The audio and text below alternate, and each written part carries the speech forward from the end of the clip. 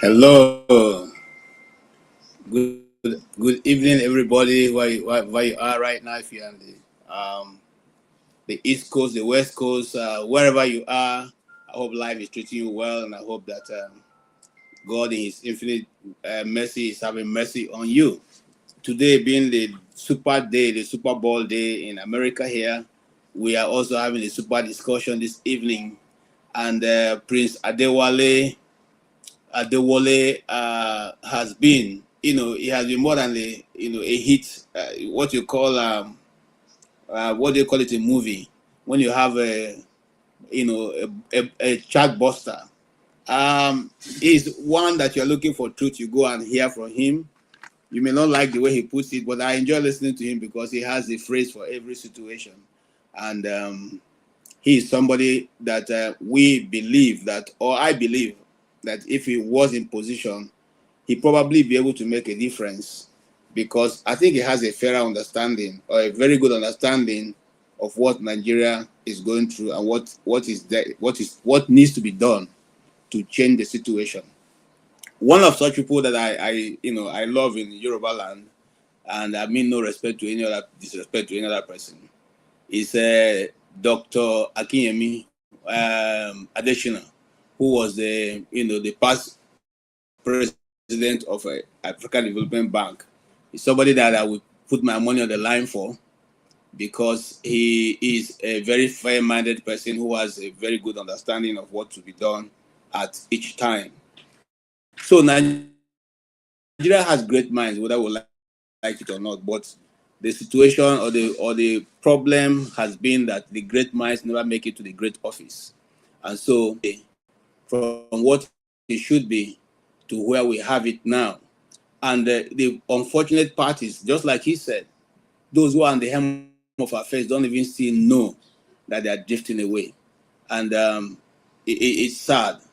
And they continue to do things in the same way we have done it, that have brought us to this point. In other words, we are not likely to see any change between now and the next century to come if things are done this way. So it does not matter whether we are 60 years old or 60-something years old, we are going to continuously to be in the direction that we are going. And it's not going to help. I give you an example. Some days ago, some of the states were celebrating 50 years of being a state. Imo State, Abia State, all majority of the states, Benue State. And the question you ask yourself is, at 50 years old, if you don't know your way around the village, that means you probably not be able to know it again. Okay? And that's why we find ourselves as a nation. We are still playing. When the world is coming to a new phase, that everything is being on the table. Sovereignty, economic situations and all that, it's on the table. And we are yet playing at a very local level, at a very pedestrian level, at a very naive level, at a very, I don't know what the right word to use here. The level we are playing is so primary that sometimes we begin to wonder. And that's why we get applauded in our nation is jubilating when the president said your first lady is very respected, and we are all jubilating. The same president tomorrow will say you are in a disgraced nation, and everybody goes mad. Now he says so, we are all jubilating. But now that he made whenever he comes back and make another different statement, we all be mad. We all find what to say about him. We need to put ourselves in one place and know exactly what. Anyway, that's my own opening for today. And I want to say, it is not good news. I just contemplating whether I should play the videos or not of what is currently going on. Certain individuals are running from there. In fact, this is live coverage. Someone was taking it live as the whole community was running away from their, from their attackers. And yet, just like Prince Adewale said, where is the military? And why do we have to deploy the military when it's already late, when the deeds have been done? Those days when we were growing up in primary school, there used to be a very famous saying we used to say, it's too late to cry when the head is off.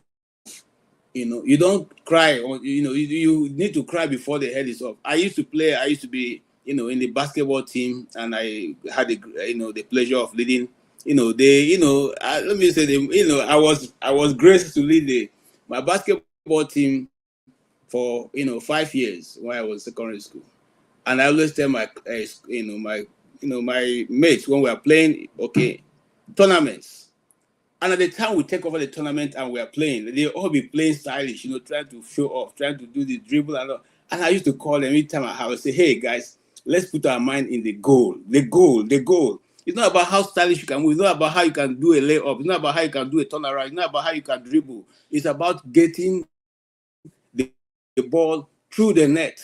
As long as, if you like, can be a King Jabal and do all whatever you can do, as long as the basketball is not going through the net, my brother, your play, your drama and nonsense. Just like going to cut a girl. When you're going there, you go, you wear your best style, you do everything, I go there and be speaking Oyibo. I was gonna be hacking, and then the person, when they do one thing, my late father used to say something. If you're going to struggle for land, while the person is telling stories to the elders that this land belongs to him, you just be planting your own yam on the ground. Eventually, when they decide, they say, oh boy, this land belongs to Mr. A. So the elders will say, Mr. A has already planted yam on the land. You know what? Wait for him. After this farming season, next season, the last time for us to call bluff off, because these localities are taking over every day may never come back to us if we do not take an immediate action. But having said that, I have a lot of people waiting to go on this. And I want to acknowledge forefather himself. He's the first very one that I saw here. And then, of course, Jefferson and Okpoblo, and I'll skip you right now because I'm not on camera. And Chim and Jagun, my brother from another side of the earth. And then, of course, we have, this today, the London guys have shown up. We have another great man here with us, CM. And this is my brother Tony. My sister Ify the great. I'll give you the first go. You have a first bite on this because you're the only lady here. And of course, my brother, great John Abba. You're welcome. Today was something else. I know that not a lot of people were happy with his answers, but I was, because sometimes you need to listen to the other side of the story and see, and then use that to match yourself, whether you are actually analyzing properly or not. But first, if you don't mind, for I want Ify to take a go, and then I'll come back to you. Ify, yes. Yes, Ify, go ahead. It's a mistake in the sense that honestly, let another person talk. Just let me pass for now. I would like to begin as an observer. Okay, I wanted to start from the beginning, Jagun, but if forefather does not mind, I can give you the opportunity. But forefather, what do you say? I'm actually quite sure I was the first to come on because I came on directly. But everybody's here, which is good. And it's not the way I it's not of you to beg me. I just you say you are the first. What kind of attitude? It's not the way I beg me so that I will let you speak. That's all you're supposed to do. Me, I don't beg. I don't know if you know me at all. I don't beg. That's not my. That's not my upbringing. Go ahead. Thank you. Go ahead, Mr. Jagun. Guys, this is my own Ondo Mano, and I listened to him very carefully. And as a politician and a lawyer, I didn't fancy his communication. I do understand that everybody communicates differently at a different level. When he was explaining things, man, for me, he wouldn't explain things in such a way that there is either gravitas or understanding necessarily to what he's saying. He seemed to me to water things down to the point that what's the point of even talking? I'm a critical individual, and somebody who calls himself a politician and a politician who, like myself, doesn't agree with the present campaign or present regime that's running the country, I would think he would have a lot more to say of real deference. No, sorry, that's the wrong word. Real um, uh, uh, difference, I suppose, to where the government presently is. And for me, again, I just don't like politicians, and Nigerian politicians particularly, because there's no way you'd vote for that guy. He'll become president, and you'll see anything different from what we have right now. You won't see anything different. And if one is not looking for something different, then I feel that we are just failing ourselves. A couple of things I want to say to the administration of this show. One man came here and he spoke, I think he was speaking about Okija. He said, that Igbo guy is speaking X, Y, and Z or whatever. And then Rudolph actually put it on screen. And I'm thinking, I don't know what rules this show is about, because they are crazy, idiotic rules with more idiotic people who are instilling these rules of zero. The rules that we have on this panel seem to me to be only rules dictated by YouTube or whichever authoritative platform you're on. They're not rules that depict or show that we are a Nigerian peoples and we are trying to keep a certain level of decorum for and amongst ourselves.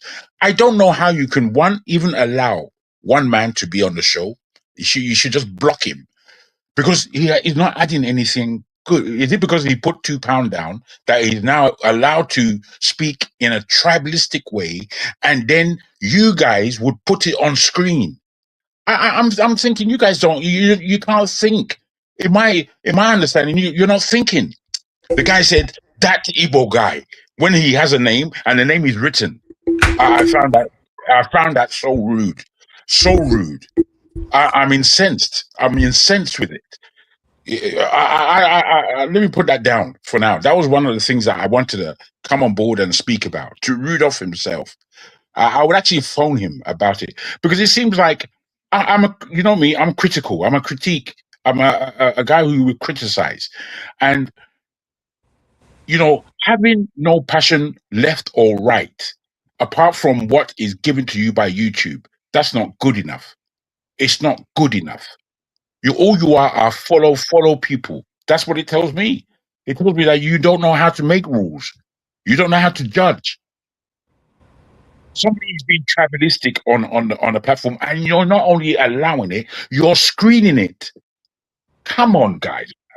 I mean, I was very upset with that. I must say, very upset. I can't hear you. You're not being heard, sir. Okay. All right. Sorry. I apologize that we didn't catch that. I don't think Rudolph himself saw it. I saw it, but no. You know, I said that Rudolph. Listen. Mm-hmm. It's not. Rudolph put it up himself. So listen. Thank you. I'm coming. What I'm trying to say in essence is this. I want to answer the other side of the question, but whether decision to put it up or not, I'm not going to answer that. I'm going to answer the other side. Why we keep allowing someone like one man went to more to come on. It's because we don't think that his idea or whatever he has to say is superior to what our arguments here, collectively and otherwise. So blocking him or letting him not come look as if he has such a superior idea and we cannot match his capacity. No, but so it's a public. Hold on, sir. It's a public space. We want to hear everybody's idea, irrespective of how the person sounds or feels. But when it becomes insultive, we will take you out. The only thing is, you see, some of us think that being able to insult people means that we are more capable, better debaters and better, have a better superior, knowledge than the people. It doesn't make you being insulting people and trying to belittle people don't make you better than those people. So that's why it's better to desist from such a thing. And so if you may see the way we are seeing it, we see it as rather trying to display his ignorance of how the world works. because you go. This same thing we are saying here. When we represent our country, we should go with a superior argument, not to go there and begin to cry. Why are you If I putting may, this? No. Yes, you thank may. you, thank you, sir. You see, I'm afraid all of that was bump for me. Oh, I thought you Excuses. wanted to say rubbish. No, Rubbish. no, Okay, I'll you leave know it for now. But bump, okay. bump, which is All right. like paperwork. That paperwork that I Okay. don't really want. Wait, stop saying okay. Let me speak, please. No, I'm no, begging I'm you. allowing you to speak, Najago. Calm down. Calm down. Okay, okay, I'm calm. I'm calm. Thank you so much. I'm finished with that rant, and let's get back to the show. I was listening intently to what was being said by our Prince Adewale. I really enjoyed the fact that he was a Nigerian in terms of he's knowledgeable about the country. He knows the country very well. I heard all the geography he was giving us, and I don't know the East as much as I know the rest of Nigeria. Even though I've been to the East, I don't know it like he does. I know the North, I know the Middle Belt area, and I know the West. Um, I was really happy to see a Yoruba guy quite knowledgeable about the east of the country and what goes on in the east. But at the same time, you know, there are politicians and there are politicians. For me, he's a politician on the side of business as usual. He's not on the side of any kind of revolutionary thinking. And I believe if you don't have revolutionary thinking as a politician, I can't vote for you. I can't vote for you. What for? All I'm doing is voting for more of the same. I'll just, in this country, I don't vote. I don't vote not because I feel out of the game, but because I've studied politicians, and I feel that you know what, even though I'm not necessarily a guest in this country, I'm a part of this country. But I claim Niger as my heritage and as my nationality. Anybody who's asked me where are you from, I just tell them Nigeria straight. I don't start telling them like many black people in this country. They will say, my dad is from Jamaica, or my parents are from this place. So, which is trying to say, yes, my parents are from there, but I'm from here. Now, for me, that's just a pile of nonsense. You have to own who you are. People that know me. I was speaking to Master yesterday, and I was telling him about so many things that happen in the UK and how the UK hosts are quite accommodative and they're quite good as people. But I don't have any I don't have any English friend, not one. Imagine, I don't have one English friend. I know a lot of English people, but none of them I will count as friends. If you understand me, and it's not because I hate, because I really do like English people. I think their humor is A1. You can't you can't have humor like the British. You can't. The British humor cuts clean through any other American humor or European, wherever. The British humor is for me A1, only seconded by Niger humor. I enjoy Niger humor very much. Now, I'm saying all this to let us know that we share a country. Those of us who are in the diaspora, which as I'm looking at this, apart from the fact that forefathers as Jack Bada for a meanwhile, we're all in the diaspora. And that being the case, we have a knowledge base that is outside of Nigeria. And just in that aspect, it's kind of bigger than Nigeria. And it can see clearly and cleanly. Forefathers described Nigeria as shabby. Yeah, that's a fantastic word for the nature of the country that we come from. It's extremely shabby, extremely dirty, filthy, not incomplete. All right. Everywhere is. Wait, Joe. Let me just come to it, please. Yeah, I won't. please, if you don't mind, so that we can get everyone to talk. But there are plenty of people behind the stage. I mean, backstage. So if you don't mind, go ahead. You I have don't. 1 minute to conclude. Oh, okay. I'm sure I will come back. I believe what that guy had to pronounce to us was tricky. And if you don't know how to look through the trickiness of politicians, we are destined to make errors that we have made before. I'll end it there. Thank you so much, Jagun, and I appreciate that. Yes, so Jagun's main point is that look, this guy is not saying anything different from what's going on. What is for me, I will use the word the establishment candidates. That's how they speak, and then when they get in there, nothing is shifted. The same thing, Well, that is forefather. What angle do you see it from? Because you were a bit not satisfied with the answers you were giving. So, what's your own way of looking at it? I think I would take from what Jago just said about him representing basically the status quo, which is very disappointing because he's also younger. Because of that, let's say he runs against Tinubu, I'll probably choose him because he might change. Tinubu is not going to change in any way. At least there's scope, there's chance for him to at least change some of his stance. And his concluding statement about when they played the video of the Islamist saying that Nigerians should be killed because of offensive words to their religion or their prophets, I find that very alarming. It tells you why I think we don't value life. I don't understand how anybody who wants to run for public office don't understand that a Nigerian life should be sacred, especially if you want to run for presidency. Every life should be sacred. You can't take it for any reason. Only way you can take it is when they break the law. If you break the law and go and take life because they offend your God, you will lose your life. Because that person, people don't understand how important life is. Because to create one life, if you just go back 500 years from now, do you know how many people conspire to create one person? Sometimes up to millions did that to create one person today. It sounds as if it's nothing, but it's a lot of people that created one person. You take that life, and that life part is completely cut off. No other person will come after that person anymore. You think you're going to get away with it because they offend your God that didn't exist before now. No, that is crazy stuff. This is why I believe that any minister that steals from the Nigerian coffers and results in loss of life, like that, I've forgotten her name, that lost her life due to no cobra this in medicine in hospitals. The reason why that is happening is because people don't do their jobs. People are stealing money that was meant to go to healthcare. If I catch you stealing money and you are a minister of health, you will lose your life. Because there are people losing their life every day.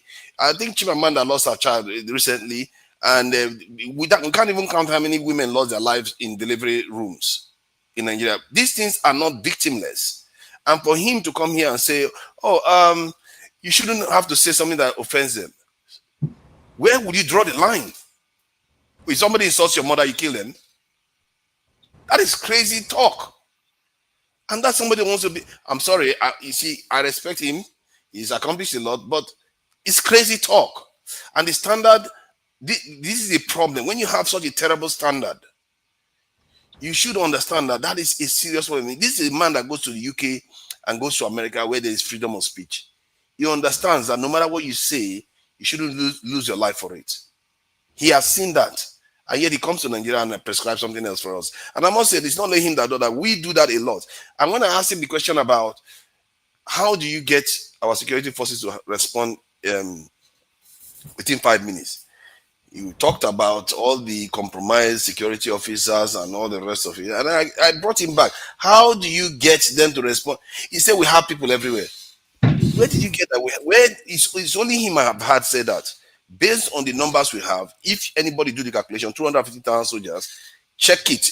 If you spread them all over Nigeria, 10-10 or 20-20 in each garrison, see whether they will be able to respond in 5 minutes. No, they won't be able to. They don't have the numbers. And he comes here and tells us that they have people everywhere you can be able to respond. Then why has the problem not been solved all this while? Every time people keep making excuses for things that are not true, they are factually, evidently not true. If you go to Egypt, there's a reason why they have up to 1 million soldiers there. Or Algeria, a country of 30-something million, they have 600 to 700,000 soldiers. Why are they doing it? Are they mad? Why is their country? Why does their country look better than ours? Why does Algeria look better than Nigeria? Even if they and with 30 million, they are still able to afford almost 700,000 soldiers. And he comes here and tells us that we have enough to deal with our problem. Or that somebody told him that the terrorist is there. So if that was how easy it is to take care of terrorists, why is Burkina Faso still fighting terrorists? Why is Nigeria still fighting them? Why is even America? Why is Israel still fighting them? Israel that has the most advanced weapon and willing to use it, by the way, more than most. Why are they still fighting terrorism? I don't understand why our leaders do this to our people. When I hear them talk like that, it fills me with rage. Like, why do you do this? And I also ask him one other question about what conversation does he go there and have with them? Because maybe we should be asking those questions. When you go there, you have conversation. What do you tell them? What do they tell you?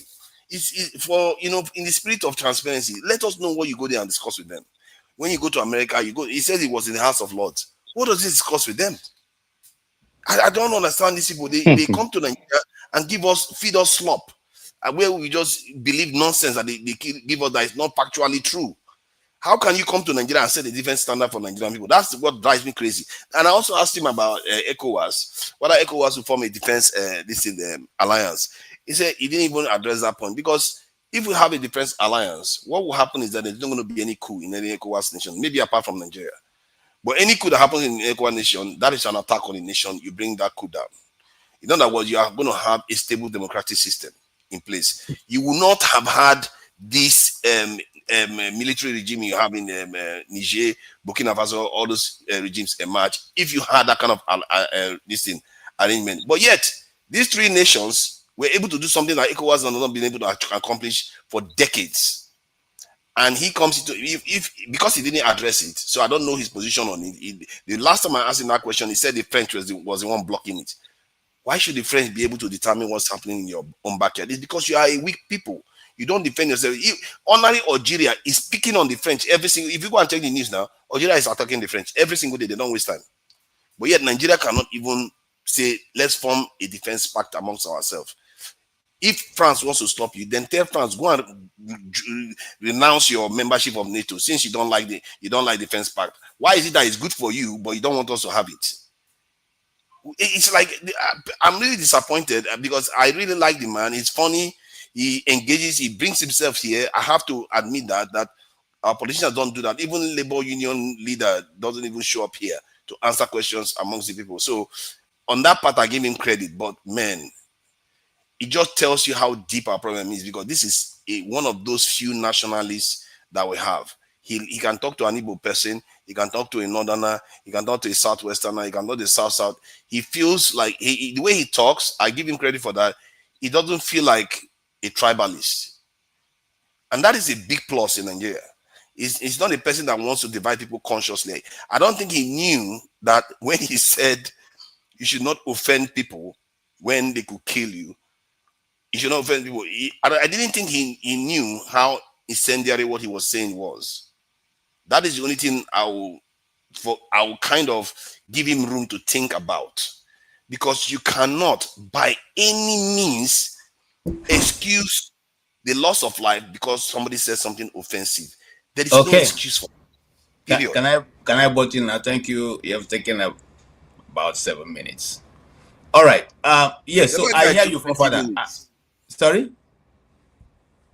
No, see it now. I'm timing you, bros. See it. I have it here. No, it's okay. All right. Okay. Here. I hear you, and I agree with your, majority of what you said. The one that the one on the religion is even the more frightening one for me. If there's any answer, which I didn't agree with, because in 2007 I did a story of the Yoruba lady who was a teacher in Gombe Government Secondary School, who was killed. She was even pregnant. Even they were looking for a smaller baby to kill, because what was the thing? She stopped a girl from stealing from exam, and the lady simply said that she had insulted the prophet. Their principal couldn't stop her from being lynched, because the principal intervened and insisted, and they decided to say, look, if you continue, we will finish you and finish her too. So he had to give way. And they called one particular group of people in the town specialized in doing this kind of crime, called the Angel of Death. in Gombe. I'm talking about it. If you search the internet, you can find it. I did the story myself. I'm not talking about this thing. And they burnt her alive. Okay, it was a good Samaritan who quietly removed her smaller baby that was sleeping in the car away. If not, they wanted to, because they eventually ended up burning the car. Okay, and that was a lie. Nobody has been prosecuted to today. That is the situation we find. So when you say people should be you see, that is the very real reason why we need to sit down and recraft our basics for being together, so we know. Because El-Rufai said that Jesus, would have had an affair with Mary Magdalene. Did we kill him? He's still trying to be the president of Nigeria. Are we not more Christians in Nigeria than Muslims? But you can put that statement in the public domain, and he's still walking about today, and nobody is challenging him. Okay, and then the person who talked about Solomon Rushdie, what did he say? He took those verses he wrote. They call it satanic verses. It's from the script. It's from the Quran that he took them out. He didn't take it. He didn't create it himself. So we have been on this issue for long. I think it's time for us to look at it, passionately, and see how we can solve it if we really want to be together as a nation. Thank you so much, Father. Yes, Jim, go ahead. KJ, All right. KJ, before Chim, I really beg your pardon. No, who is talking? Please, if you can't speak if you don't have the right. I'll be 2 seconds. Jim, please go ahead. I'm so sorry. Sorry, sorry. Chim, Can I? No, you can't. No. We have already given you. Please allow other people so that everybody can get to everybody's turn, if you don't mind. All right, Jim, go ahead. So please, I hope my time will be reclaimed. So, thank you for having me. Yes, I've reclaimed your time for you. All right, let me start with one man. I see he's coming to the show. He's somewhere there. So I want him to know I'm not going to speak behind him. I think Rudolph did a disservice to this platform today and constantly keeps doing that. I wish he was here to answer to see this. You don't project that kind of thing he projected. That is wrong. And as for all this whole, yes, nobody should block anybody. People should. I'm happy he can come here and express his views. He doesn't have any superior view than anyone. If people are really listening to themselves, they'll realize that sometimes they need to go back and do a reality check before they come and talk. So I'll leave that at that. As for our guest today, yes, grateful that he came. But from the first day I've met this man on this platform, I've never been impressed by him. I'll be honest with you. I don't know what impression you guys keep holding, other than he comes here to do a show for us. I'm not impressed by him. I think he's a fraud. He's deceitful. He's not honest. He's not practicable. He's just riding on being intellectually sound to come and talk and all those things. And for those who say he knows Igbo land, he knows absolutely nothing about Igbo land. This is the deceit that people who go into politics play all the time. So if I start mentioning Bandi in Igbo city names, then they'll say, I know Igbo. I know. No. Listen, the hood does not make the monk. I hope we know that. The hood doesn't make the monk, has never made the monk. For a person in this particular situation, tell me what this man did today when he came to this religious question and what Atiku did. They're one and the same. This tells you he's pandering. He knows that some very deep Islamic people somewhere will be listening. And he's trying to fluff his chances in case tomorrow there's an opportunity for him. Then they'll say, oh, okay, this guy is one of us. He's not one of us. Listen, the problem we have is that we have two laws running Nigeria. There is no basis for anybody to get killed or maimed because they expressed their views. Some people here, and I want to mention them because I don't want to give the person, I've been watching what he's writing, constantly abuses the president of the United States where he lives. He does that all the time. But this person does not see that what he's doing in the US and getting away with it is the same thing this other person has done, albeit in a religious way, and his life is taken from him. I don't know how people reason. And that's the man who is telling us he's a new generation. Which new generation is he? He's a fraud. Sorry to say that, he's a huge fraud. And the thing about him is, if we've not noticed, he's very arrogant and condescending in his responses. He never goes straight to a deal with the issue. He will first look for a way to belittle the person who's asking the question. I've noticed this about him. He does this every time he comes on this show. He does this. If you guys are not paying attention, I pay attention to him. What made me come, I wasn't going to come in, was when he was absorbing himself as an opposition. And I said, what is this man talking about? You're an opposition. The man in office today, like him or hate him, and I'm not his apostle or his fan, but this man, if we're going to evaluate working for where he is, Tinubu worked for where he is. Tinubu put his mouth where his money is, or however they say it. When CPC and ACN and the disgruntled PDP people were demonstrating under Jonathan, Tinubu took part. He took part in it. But look at all of them, Peter Obi, Atiku, and the man is telling us Tinubu has not committed. Tinubu has committed an offense. The tax law issue, we haven't sorted it out yet.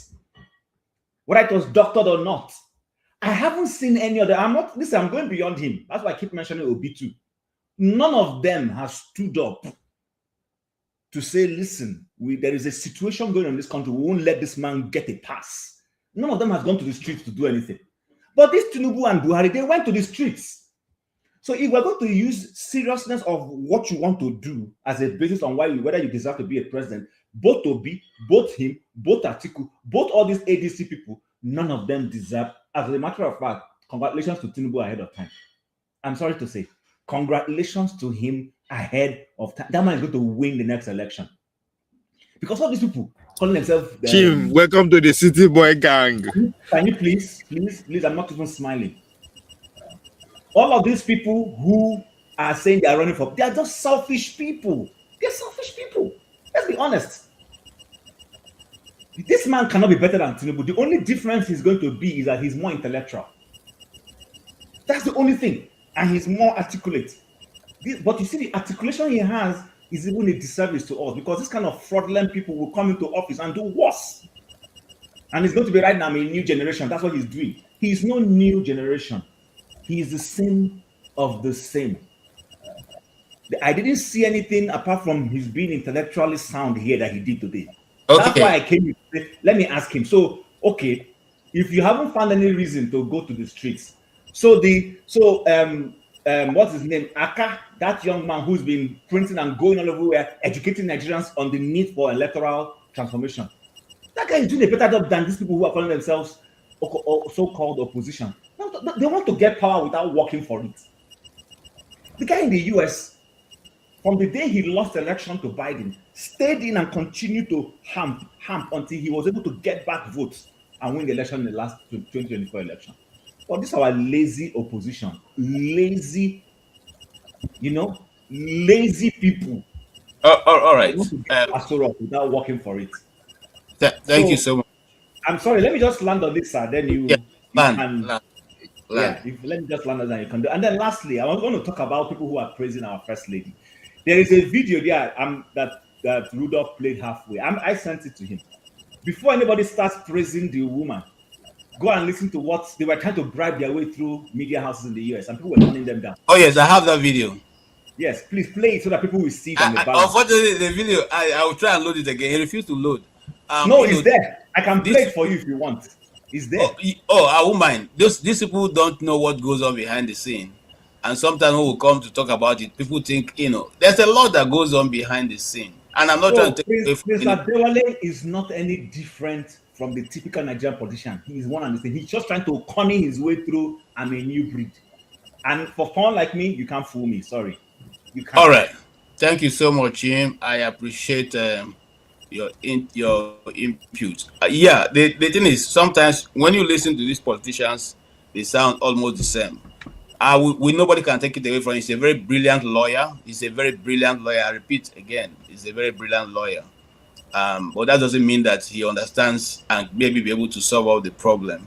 The situation is simply that Nigeria has gone too far away for any one person to be able to profile solution to it, because the system is skewed against anybody who wants to make a change.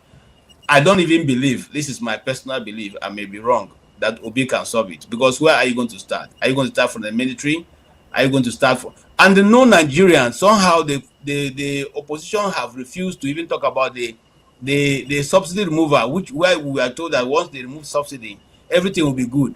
Subsidy have been removed. More money is being made from export and import, and yet the people are still suffering. But nobody is willing to say anything. The opposition has even refused to come together. That is even the major thing.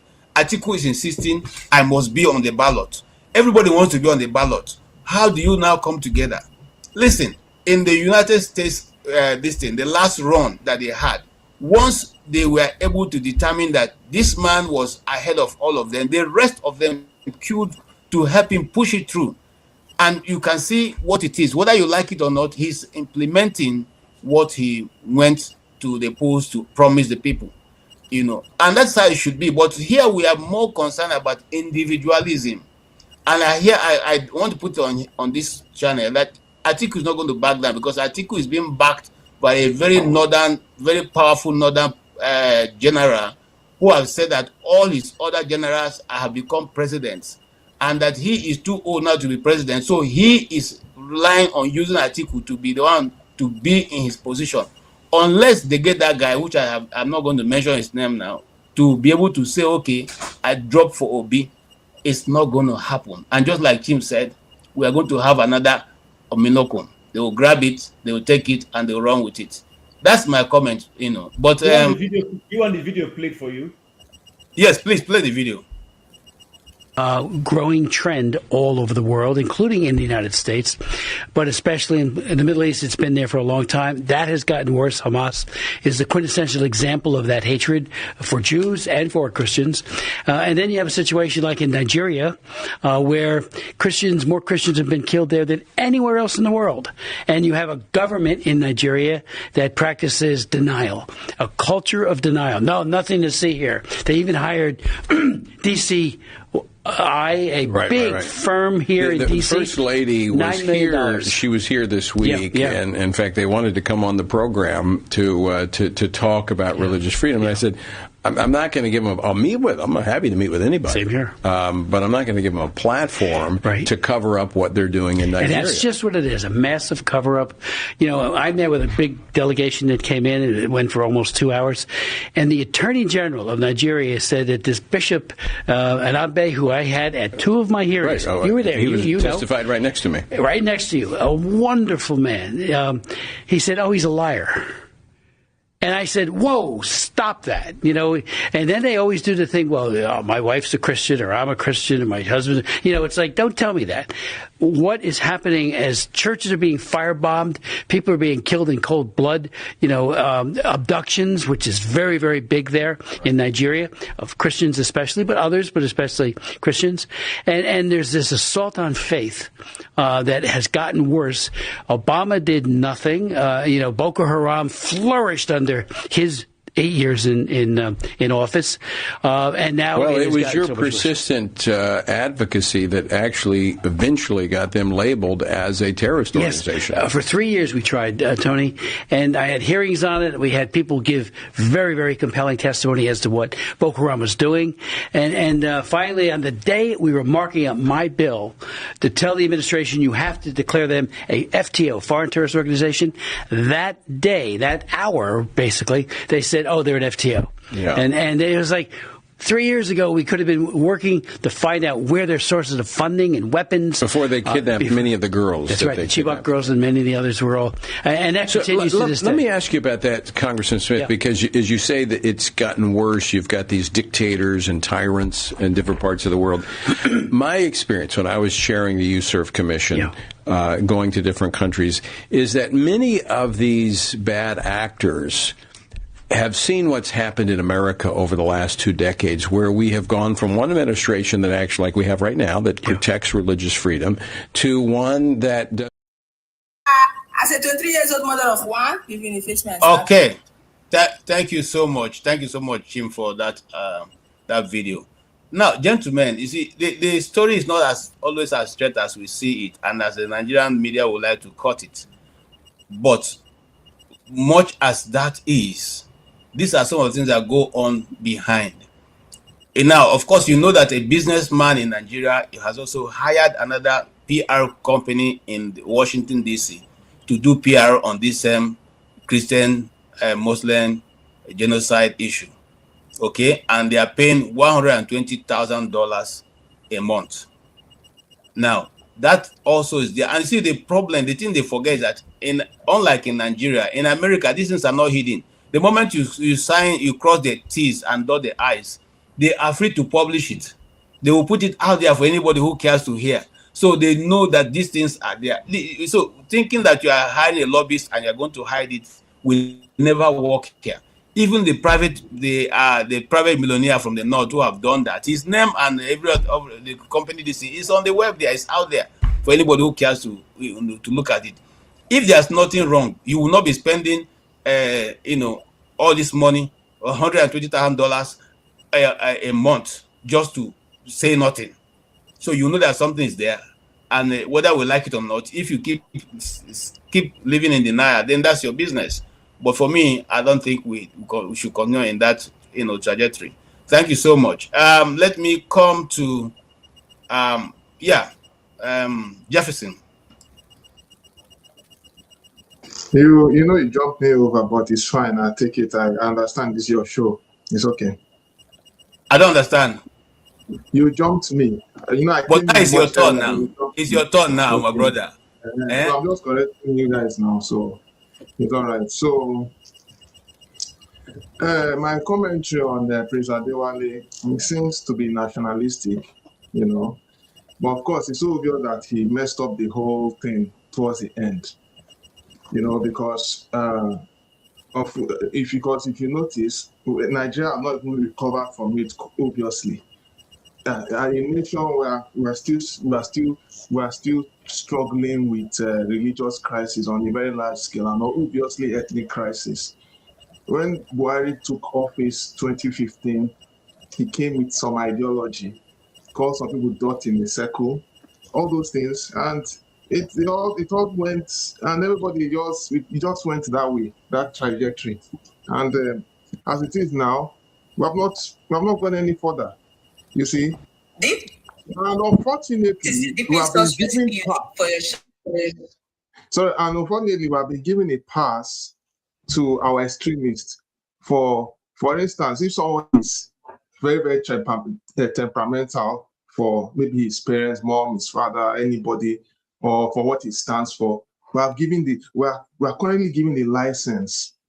If someone speaks against your faith, carry a gun, carry a knife, kill for the person. I mean, it should call for questioning. And when all these things happen, with the victims that have gone through all those pain, they continue to, they know they don't have a country, and people will justify why that is done. So for him to say, oh, we need to tolerate, if they say they should tolerate, everybody should tolerate each other too. After all, in terms of Christianity is one of the major religions that have been insulted and bashed on the full scale, especially by our Muslim brothers. Even by the same Muslim brothers they have been speaking against our Christianity religion, to the point even the Christians will still tolerate them.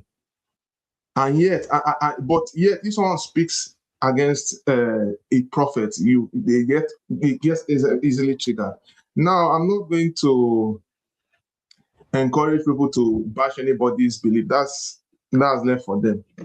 If you looking at the whole political trajectory, everybody's blaming P2B that it doesn't seem serious about doing a protest. It doesn't seem serious about anything, and I disagree with that, because it's the same country where if we still lead a protest, they will call it another thing.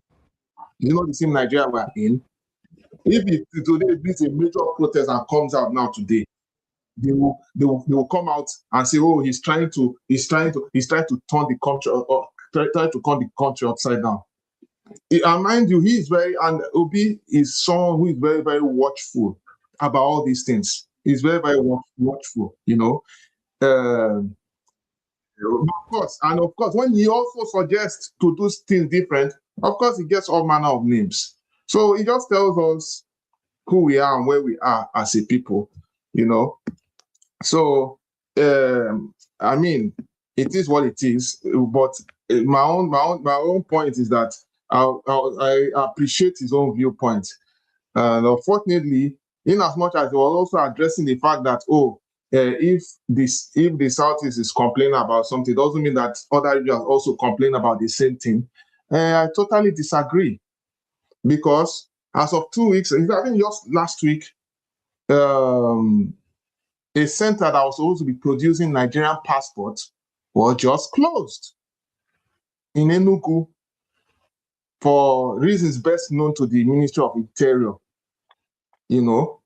which is to say they feel that a whole region in the Southeast cannot be able to have a center to produce Nigerian passports.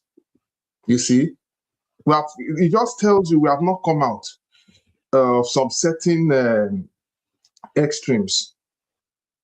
As regarding the upcoming 2027 election, I can say one thing, that no one is certain about the next minute. So for the fact that people are saying, let us warm up for the next 2027 and all that, man, they should worry about, they should think about what they have now. Okay. No, in conclusion, that is where we need, that is the major direction people need to be worried anyways. So I'll just conclude by saying, let us, I don't know, we'll keep on being hopeful. I'm not really excited if this guy is going to take in second tenor, because it will just justify more, it will just give some, it will just justify more callousness in the country. I just hope Okay. I get it right. All right, sir. Thank you so much. Thank you so much. And justifying what is right is what we are here to try and see how that can be achieved. How can it be achieved to justify things? Mr. Tony, please go ahead. Greetings, KJ. Greetings, everyone at the platform and those who are listening. My views about Prince Adewale, our guest who came on the first session, is that he spoke like a politician, like a Nigerian politician. He was very, very frank as a politician who is looking for votes, who doesn't want to offend people's sensibilities. And I agree with Chin that he didn't seem to be different as he presented himself. If you look at some of the things he was saying, particularly about his party, he kept on speaking as if he is the one that takes the decision. A couple of times this is what, as if it starts and ends with him. And I find that a little bit uncomfortable, because a political party is made up of people, and there are decision making is not in the purview of just one person. I listened to him before when he was here. I don't think that he merits to be presented as someone different from all the others. I have checked his background. He speaks well, good lawyer. I don't see any experience in public office upon which you can assess him and say, oh, he was a local government councillor, he did so well, or he was that, even though that's not, there are people who have come from the private sector and did well. But you have to have a baseline, a measure at least, where you can say, okay, if he held this position and he did so well in public service, at least I can assess him. Because when you go look for a job, you have a CV, they're going to look at your CV. And not just looking at your CV, they're going to look at how relevant that CV is in terms of doing the competencies that is required for the job that you're applying for. The issue about religion, is something always very sentimental. Let me say that as a Christian, I don't endorse any act that will lead to the killing of another person, particularly in a democratic country. But I understand what he's saying. I think some of us are just crucifying him. He is saying, if you go to Saudi Arabia, for instance, and you know it's forbidden to drink alcohol, you're not going to go and be drinking alcohol because you have some freedom. That's offensive. You're going to be in trouble. I think that's what he's saying. But he failed to say also that as a person, I don't endorse that type of act.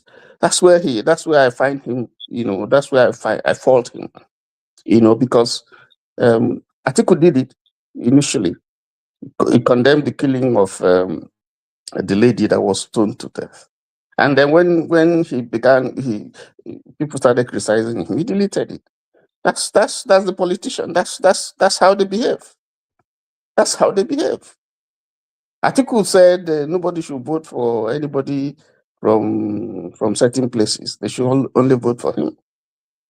And yet that's someone who is looking for votes from even those areas where, he said nobody should vote for anybody who comes from that area. So that's the nature of the politician, the Nigerian politician, quote unquote. All they are doing is to sweet talk, and I think he did very well tonight. Sweet talk. Looks like a good guy. Polished and so on and so forth. But it takes much more than that to make a good leader. So for me, I don't think it didn't impress me as an upcoming leader. No, he didn't impress me. But he impressed me as a good talker. Someone that you can present to go and speak for you, but not necessarily someone who I think can achieve anything, because I don't have the basis to assess how well he will perform. So that's my impression. That's my impression of him. I just stopped there so that someone else. Okay, that's fine. And I hear you. The question of jungle justice, that you don't know where it will stop.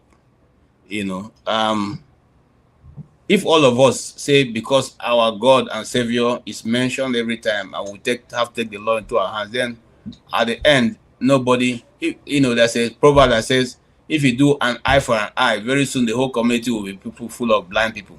So I think that for you to say in a country that is secular country, when this is done, the persons must lose their life, it's not justifiable. So we have to decide which one are we following. Are we following the Quran, or we are following the Constitution of Nigeria? If the Constitution is a basic for our unity, then let's use it as a benchmark. But when we say that certain time that the Quran is higher than the Constitution, then it becomes a problem for everybody, because somebody can just be unjustifiably killed, and they cannot return the person back. I just gave you an example of a secondary school teacher, a woman that was 36 years old, okay, and her life was cut short. The only thing that the Gombe State did was to provide the casket and the bus to convey her to a community somewhere in Ondo or thereabout, to be for burial. No compensation was paid for her till today as I talk to you. And meanwhile, it was a lie. That is a contradiction that we have in our system. Nigeria is not a secular state. Truth be told, is there in the constitution that is a secular state? But Nigeria is a multi-ethnic. It's not being run as a secular state. It's being run as a multi-ethnic and religious country. That's the truth. So because if you are a secular state, the government has no business to be financing pilgrimage to Mecca or pilgrimage to Jerusalem and be having pilgrims borders. You don't do that. In the place where I am, there's nothing like that in America. You don't do that. So you see, these are some of the contradictions in this system. That's why some people are saying, listen, let us tear down this whole system and begin to build it up, or let everybody go his own way, because you will continue to have this kind of contradictions, because this is a charade. Let me stop there. Okay, thank you so much. Ovie, I mean the monitor now. You monitor when you do it the way you like. All right. Thank you. If you just have mercy on us. Wait. Have mercy on us. No, you are mercy. You are mercy. Ovie, I beg. I know. I beg. I beg. Give me a break, bros. Give me a break. When you do all this thing, I not stop you. Even can I come here? All right. If can we hear you? Are you ready now? If for us. KJ, for some reason I can't hear you when you speak. Oh, but other people can hear me now. If Yeah. can you hear me? Yes, let's hear your view, sir, man. Because you have been busy, so I guess you follow the discussion and what Prince Adewale was able to tell us today. What's your own view? I don't know who is helping me to KJ, operate. I can't hear you when you speak, but I can hear others. So maybe you should log out and log in, Wale, if you can hear me.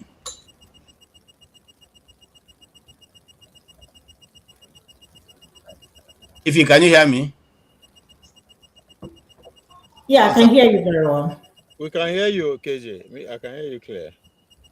I hear Okay, you. so go I ahead. hear you. That guy is Okay, not Nigerian enough. That guy is not Nigerian enough. That's why.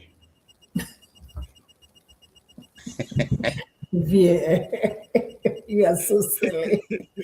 Okay, good evening. I mean, some of the things he said, I agree, and some of the things he said, I don't agree. Just a typical Nigerian politician, anyway. So, overall, everything, I can't place him different from any of these people. Because the reason why I said that, based on the interview he made on Arise, that if they don't pass the bill, blah, blah, blah, blah, and this will happen. In my mind, I was like, who's going to lead the protest? So these people will promise you heaven and earth, going to tell you everything you want to know. But when it comes to real action, you don't see them there.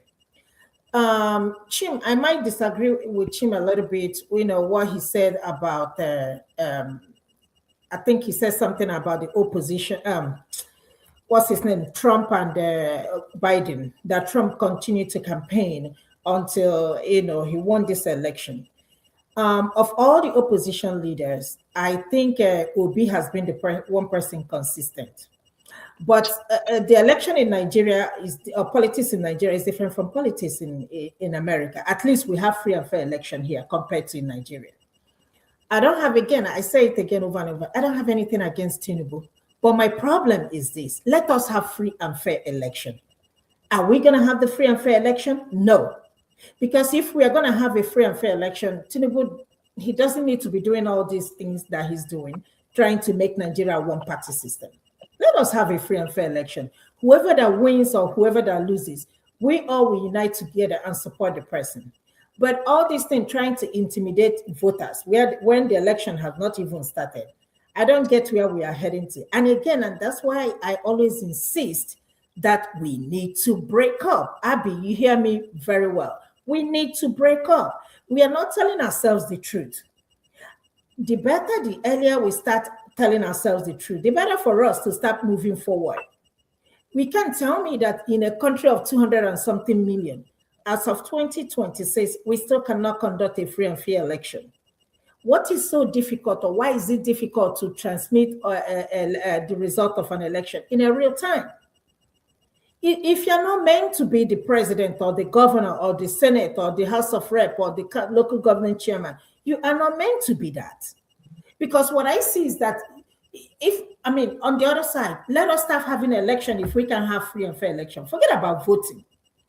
We will just say KJ is going to be the president or John Abba is going to be the vice president, and we move from there. So I don't have, I say it over and over, I don't have anything against anybody. But the simplest thing we're supposed to do as citizens, we are not doing it. We are being intimidated as citizens. Nothing is moving in Nigeria. Nobody here will tell me that there is something they're benefiting as a citizen of Nigeria. I don't, unless you guys are benefiting something. Nothing, not even electricity. It is in this country that your power minister told you that we are using too much electricity. You can off your refrigerator when you go to work. Are you kidding me? So when I'm leaving in the morning, I turn off my refrigerator. When I come back, I will turn it on. Where does that happen? If I have opportunity, I'm going to ask him the same question. Do you turn your refrigerator off when you leave? Who will you blame? You blame the interviewer for allowing him to say that kind of nonsense. So. But I'm even glad that he even said it out, because that's what he has in mind. And this is somebody who will be contesting for governorship election, I think, in Oyo or Ondo State. I can't remember. So you still have the same cycle of foolish people, selfish people, still trying to be politicians in Nigeria. And guess what? We continuously allow these people to use us because that's where we are. The commonest of the basic amenities in 2026, we don't even have it. Let's forget about corruption. And like I said, like I was telling my friend I spoke to regarding the interview this guy made, I said, look, if Bola Tinubu is smart enough, if I were him, knowing that election that brought me into power was flawed, all I should have done or what he should have done is to work for the people, take these first 4 years to work for the people. Then when it comes to the second tenor, everybody will tell the opposition, go and sit down, we don't want you. We want Tinubu to continue. But from the time Tinubu took over, up until now, nobody can tell me that there is something that we have benefited. It's just suffering upon suffering upon suffering upon suffering. Tinubu told us when he was campaigning the first election, if I don't give you constant power, don't vote for me. So why are you intimidating people? Why can't you make the election free and fair? That is the only thing I have about. As for Nigerians, and I'm going to repeat it again, please, if you're somewhere tomorrow in Abuja, go out there and support other people. If not, we are not going anywhere. 4 years to come, we will sit down here and say the same thing. 4 years past. Remember where you were 4 years ago. And here we are still talking about the same thing. 4 years to come, we will still here talking about the same thing if we don't do something. Listen to me and listen to me carefully. Look at Namibia. And you know, when you say, people tell you, Namibia is a small country. Look at Paul Kagame. Even though I'm not a fan of his, because to me, that's a military, I consider him a military style of government. But there is constant power. There is water. The basic amenities are there. Look at Tanzania. Look at what this guy is doing. The young guy, I can't remember the military guy. Look at how he's, changing the face of the country. Even upon all the military coup against him, he's still working for his people. We haven't had war in how many years? And still look at where we are. Look at ordinary Niger. Look at ordinary Senegal. Look at Gambia. When I talk to my co-workers, they will tell you power is the least thing, because they have constant power. And we are giant of Africa, and we don't have anything to boast on. Come on, our first lady came to United States. You see how she was snubbed. You see how she was disgraced. We're not telling ourselves the truth. Tinubu, look at people buying every time. We haven't heard our president address or tell us what his plan is. Instead, Wike is busy rolling out buses for 2027. He's busy fighting Fubara in River State. And guess who is suffering? Me and you. Sometimes I ask myself, is it not the citizens that you are fighting for are the same people supporting these people? And you see, what is this guy from Edo? Oshimolo, busy massaging a 20-something-year-old girl feet in a private jet. And this is a 73-year-old man. Come on, people. I remember when this man used to be the president of the Labour Party. I remember how he was campaigning for workers, and today he has turned to be like a mafian. Look at what is happening in Nigeria. Where do we go from here? And if anybody expecting Nigeria to be good or to be better, what I see happening in Nigeria is what is happening in Lagos. Nigeria, shine your eyes, because sooner or later we're gonna have maybe monarchy system of government in Nigeria, where you have one family rule the country. Thank you, Ife, and I agree with you. I don't know those who are thinking that what she's saying. What she's saying. Let me tell you something. If the Olosho, the cost of that Olosho is $20,000. $20,000. If you change it into Nigerian money, we fix every problem in the village. I can assure you, $20,000. You don't carry before. Why you don't know? You don't carry before. Bro, we do research now. We do research. We need government funds to do all these things on the faces of Nigerians. Hold on. This money, if they were taken from their pocket, will not go fine. Because nobody can stop you to spend your legitimate money the way you want it. But when you go and take government funds and you are doing this thing, and people don't even have simple, let me say this again. The little girl, Ifnanya, died of snake anti-snake venom. What anti-snake venom? Yes, in Abuja. In Abuja, not in one local place. In a federal medical center. That should sink in. If that doesn't sink in, I don't know what else will sink in for you. In a federal medical center, one of the biggest hospitals in Abuja, okay, run by expatriates, because I've gone there before. I know the place very well. It's in Jabi Road, okay. It's one of the where you can go to, you get expatriates there, both Nigerians and other people from outside of Nigeria, and yet they could not treat a simple snake bite. I think KJ, I think it was the first respondent that erred, not I may not blame the hospital entirely, but No. the first respondent that is don't have any idea of what to do. No, Yes. no, she didn't waste time. I'm looking at her own account. I'm not talking from what the media She is went reporting. to two different, I think it was in the second The moment she hospital. got to the first one that was in Lube, they said they didn't have it. She immediately booked and left straight Yes. to So it's not the question of with that snake bite. Okay, you have a 3 hours, 4 hours interval to have some form of medication, which she was within that gauge that should have been able to sort that out. Okay, but mismanagement and otherwise. John Abba's brother died from simple hernia. What do you call it? Appendicitis. Appendicitis operation. So what are we saying here? These are things that you don't even have to put the people to sleep to do it. In other clients, they just do it. The person is still awake. They do it, and you get up and walk away. We need to wake up. I mean, whether you see, listen. Our president spent 34 billion on tour. We should think about these things. Let it register. Okay. I don't want to give my opinion. Yes, I shouldn't say my opinion. Jonaba, please go ahead. Good evening, KJ and fellow panelists.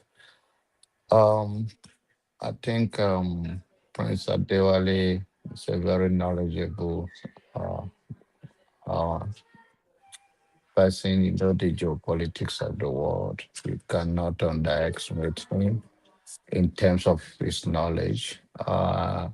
First of all, I know people were not happy with his answer to those video that was played by Rudolph.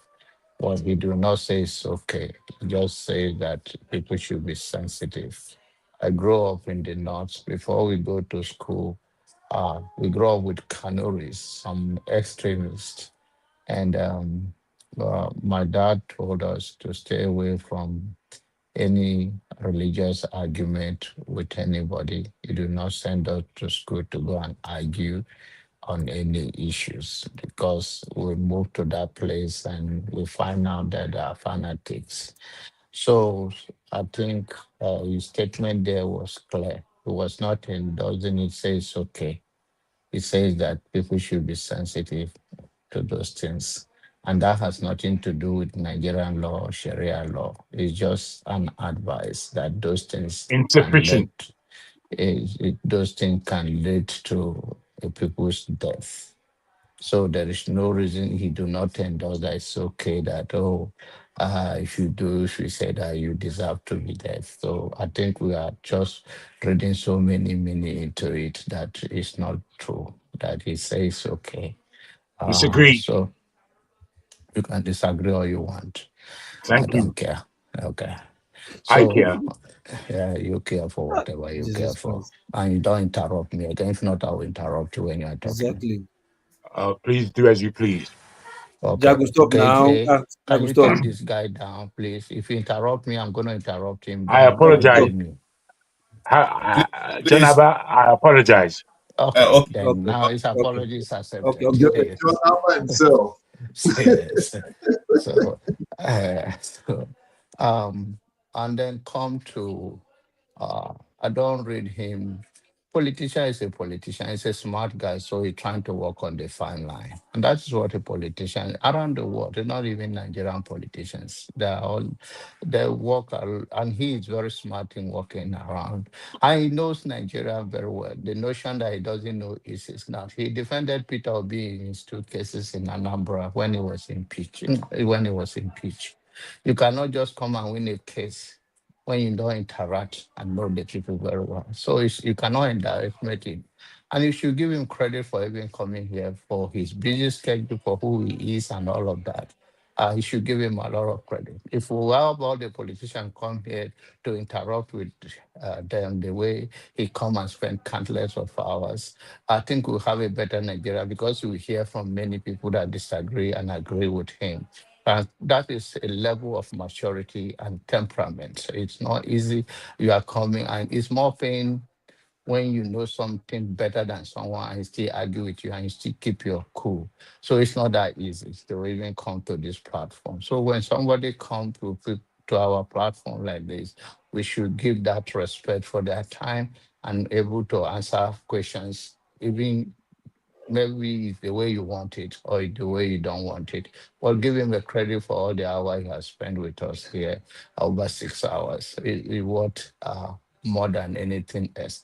And I hope all the politicians can come here and answer all those questions or interact with us, where the world can hear us and hear the angers of Nigeria in this small place. And credit to him has been in so many channels. If you watch front of magazines and all the newspaper of the critics of this government. He worked on the fine line, but he's been open about it. And Nigeria is not, if he's not the person he is, you can't talk what he says. You can't talk like he talk. You can't go to the places he go, and you go back to your house safely. Nigeria is very rugged when it comes to oppression and silencing people. So we give them credit on that line. We don't have to be in the same page in this life, but we all have to understand that people, when they go out there to speak on behalf of the citizen, whatever the literacy they do, they deserve our encouragement. I mean, doesn't mean that we cannot disagree with them, but then we cannot just discourage them and then water down whatever the sacrifice they have made. And I think if we're all making or doing what he's doing, I think Nigeria will be in a better position. And nobody is holding anybody from doing whatever little thing you can do in your little community, and so that we all can build our community to where we expected it to be. It's a responsibility of all Nigerians. It's not that one person come here and then the one person become a lead to everybody because they are running for an office. You also have a responsibility as a citizen to do your own in a little way. Thank you. Thank you, Janaba. I agree with you totally. Because whether you like it or not, these are major players in the field, and they know the terrain they are dealing with. Yeah, ours is to deduce from what they are saying and what other people are saying, and infer that this what we are saying is probably the right thing to say, but not because we are much on the ground than they are. And so I agree with you. And it's a sacrifice because we're not paying anybody, just like you here now. We're not paying you to be here. And he left and he sat here for over 6 hours. I don't, for such a man. Mind you, the guy not be saying no get work to do. It's not a layabout. He has a company and people working under him. So for him to sit down for 6 hours, I think he deserves to be commended. And I agree with your submission. Yes. I see your hand, Wale, but I don't know what. Wale, go ahead, Mr. Kwabolo. Sorry, does it mean if it comes like that, we don't have any right to criticize him or to have diverse opinion? No, but what John is saying is that look, whether you agree with his view or not, you should commend him first. Yeah, that's what we do in critics. Nobody's not saying he should be commended. Sorry, he's saying that the guy had tried. Okay, let us encourage him so that others like him can come. If we barrage him and then he goes to tell the people, can you imagine? I was there and look at what they said. Okay, the other people will not want to come. You know, I didn't watch it. I hope there was no insult. I hope there was no. You know that some people, when they want to come, they say, "Are you? Is this support diaspora vote? Is it going to be there?" You know they know your names. But I don't. But when I insult people, I don't insult anybody. But I'm just simply telling you that your names are known by other people, and they sometimes say, "This person, I hope this person is not going to come and." So there are people who they don't want to interact with because of that. So let's just be a bit, that. Go ahead, Okoblo. Yeah, Okoblo, go ahead, sir. Thank you. There's a saying that goes, if you give a man rope long enough, he will hang himself. And that's what the modern media, the modern media represents. So, but I'm just surprised that it takes 6 hours of conversation before, towards the last question that actually get people to see what is obvious. The guy named Prince is a real prince. I mean, it doesn't get more establishment than that. So I don't know why would I expect anything different. It's an establishment by blood. There's no way it can go contrary to what made him. That's why I frame my question to be generational. Do they have a different vision if they eventually get to power? It goes to people like them KJ, them Rudolph, because now the same generation. Now then go be Minister of Communication, now then go work for it, them, now their generation. So are you saying that there's nobody good in the establishment? He's just said it, that leadership is the problem. Let's agree with him, right? If leadership is the problem, right? So you look at it from this perspective. There are leaders who are already in power. Then you pay attention to the emerging ones, those that want power. In the democracy that we practice, there are two currencies that underpin this presidential democracy: money and numbers. That is the people. But if you pay attention, these current leaders that we have and their class have laid more emphasis on money than to spend more time organizing the people. He said that it will take the people to go and protest at the National Assembly for the law to change. I said it's a lie. It takes the emerging elite to go and organize the people, because in the real sense, the people know that much about how the system works. So they refuse to spend time with the people to organize it. Imagine if you lead 1 million protests. They don't need to come to Abuja. Every cities, they go respond. But if you assemble your friends and your church members and your followers and your others, go they shout for Abuja, they go just they laugh. So it is very simple. Until they begin to pay value less to what money can do and what people will do, the system will not change. They will not get power. That's why they resort to what? Turn by turn. He's just waiting. That's why he's saying he's making the people to say now leadership, so that we will keep changing the leadership.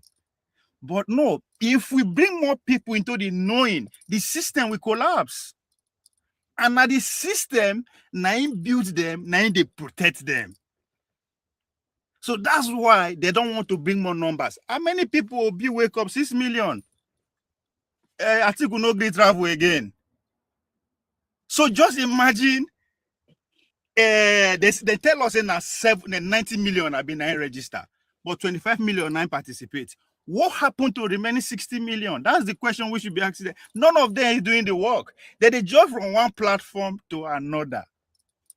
How many of us actually they listen to ourselves? They talk of the Nigerian context. The majority are still on the known. They know. That's why I always use the religious people as an example. Our electoral KJ. Issue. Our electoral system is the major cause. That's why we're not getting results. I agree with you, but guess what? What you don't understand is that political industry is the only industry that the players, the rivals, come together and write their own rules. Nobody write the rules. Now they come together and write their own rules. Now you are not expecting them to change the rules that will potentially affect them. Because if you look at 2023, Buhari signed some things, some of the amendment into law. How many of them come back? So now, before we can actually achieve that result, people have to be organized. You understand? It is a big change that we are asking for, that we change the status quo, that we change everything, and you mobilize 100,000 people. How many thousand people? Out of 130 million people, and you take those men, then they're not going to stand their ground. So now, common sense. These men are just waiting for their turn. That's why they don't want to go and actually educate the people. It will take them time. They might not even be the beneficiary once, like, imagine is actually, right?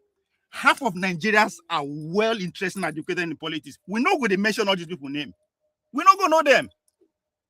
You understand? So they know. That's why they put more emphasis on money. Now money could do everything. Now money could do everything. In the shall say they won't go protect. How many people? How many villages? How many volunteers? Can they boast that they have on ground to tell people how to go? Chim said something, pointed out something very, very important, which is a Peter. That Peter where they shout. Even though you disagree with him, that is a man who is doing his little he can do with the little resources he has. Imagine you have 10,000 Peters. They don't have the money to do that. They have it. But why are they not putting the money towards that direction? But they use that and mobilize people to be their bid.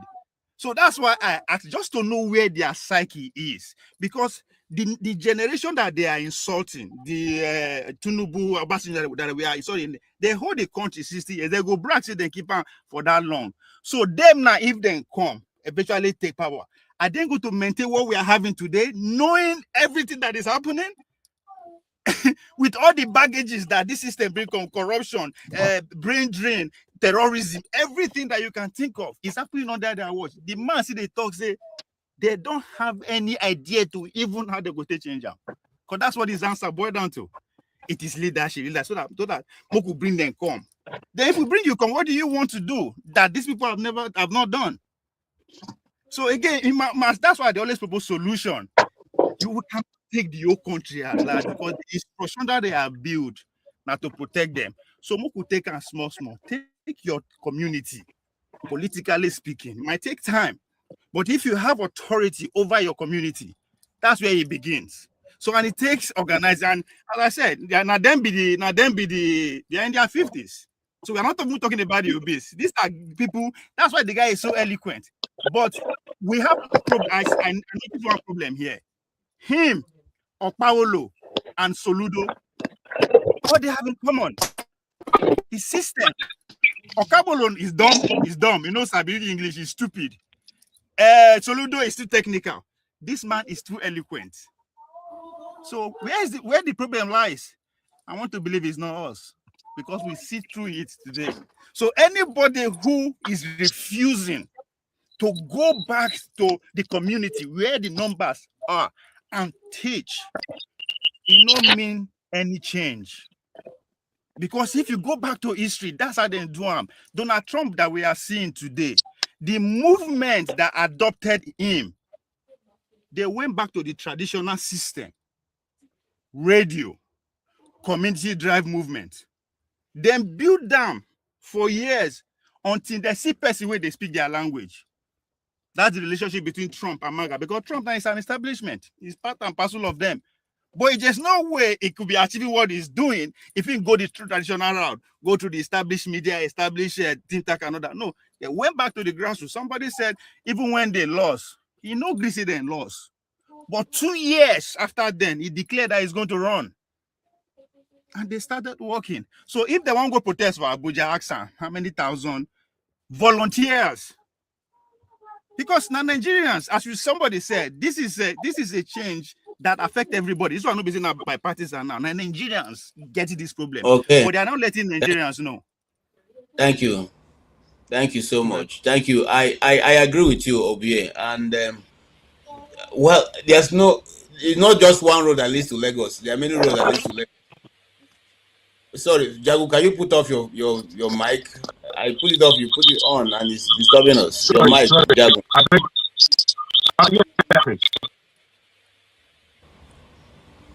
There are many roads that leads to Lagos. So once somebody is looking at the one coming from Ondo, another person looking for the one coming from Benin, another person looking for the one coming from Benin Republic. But see, so it's a different, it's different approach. But we eventually all get to Lagos. Let us hear from Yakubu. Yakubu came in quite early, and I think he has a lot to say. Yeah, please go ahead, Yakubu. Your time starts now. All right. Good evening, KJ. Good evening, gentlemen. Why do you change your name? Look like Gowano, I know lie. You change your name, Reto. Why you change your name? Okay, I'll be retro on YouTube, but okay. Yakubu now I prefer to use now. Is it gone? Mr. Wale, it's not your time now. It's not your time. It's Yakubu. Yakubu came in before you. At least I know that very well. Good evening, KJ. Good evening, gentlemen. Okpebolo, I know say Monday Okpebolo he dull, but he go know say you spell his name wrong. Dead guy. If he look your page now, he go see say he spell his name wrong. At least he know that one. All of us don't know book. All of us, that's why they support that. All of us don't know book. You see, I can relate to him. All of us now dummy. People don't want to see that. I cannot vote against my interest. Now, all don't like me, I go support. I can only support only like me. Thank you, Yakubu. Thank you for saying that. So I just joke. No, I like that because it people up till now, man. Now today, some people see that thing, right? Yeah. Because they try let them know that I cannot vote against my interest. I'm also a dummy like him, but they say make I vote against. Make I go vote for person they speak English that everybody not disagree with. Okay, Yakubu, they are taking your time. They are taking your time, so don't go and tell me that your time. Gentlemen, you see, the truth of the matter is, I don't ask myself. I've been asking myself, like, what is really the issue with Nigeria? Because if you ask, some people will tell you it's leadership, others will tell you it's followership. Kudos, I mean, respect to Prince Adebayo. You know, he came in today and he did his best, which is good. You know, but he, as far as I'm concerned, he is part of, just like we all are, part of the problem. You know, because since 1960, we've been going around the same issue. We've been toiling around the same situation, and we've not dug ourselves out of that pit. And what is that situation? Just to make the country a place where people can live and be happy. That is all. Make this country a place where people can live and be happy. Nothing more pretentious. The military, they came, they did their best. The civilians, they've been in and out, still, haggling with, the situation. And what amazes me every time is the fact that these people, whenever they want to lie, let me use that term now. Whenever they want to lie, they now want to refer to what happens in America. In America, this, in America, that. But when it comes to doing those things that matter, like take for instance the case of Ifunanya Nwangene. Look at this girl. This girl came to a hospital that, according to KG, is run by expatriates and Nigerians together. Yet, this girl died from a simple snake bite. And all the Senate president could say was that I'm giving an order for anti-venom vaccine to be distributed. It was, and nobody came out to say, Ifunaya's matters. Nobody. Because as far as I'm concerned, if that happened in America, Nigerians will have trooped out in Lagos, in Abuja, to say Ifunaya's life matter because it happened in America. But it happened right here in our doorstep. Right here in our doorstep, in the middle of the country, not far away from Aso Rock, a few kilometers from the National Assembly, where Akpabio was giving that order. Yet nobody came out to say Ifunaya's life matters. Now, stemming from that is exactly what we are going to encounter after 2027. Because all I've seen from 1979 up to 2026 is a repeat, a loop of everything wrong. It is either the election, there was an issue, a glitch. It's either there was money that was budgeted and it was not expended. It is either some people were arraigned in court for corruption. It is either, the normal, like the other day when the issue of Kwara State came up, the war killing came up, and it coincided with the day that the e-transmission debate was going up at the National Assembly. And I asked myself, I said, is this a pattern?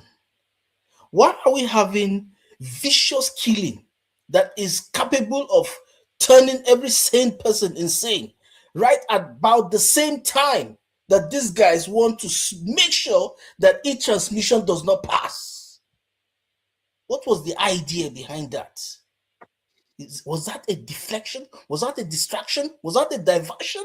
Was it deliberate? Does it mean that there's, like we keep saying, these guys actually are sponsoring these killings? Are they a pair? Killing and politics? Is that what it is now? Because the truth be told, it will not stop. It will not stop. These guys eventually will get what they want and nothing will happen. And eventually, this election will take place in 2027 and there won't be any transmission. There will be a glitch and nothing will happen. What we have right now is the wild, wild west.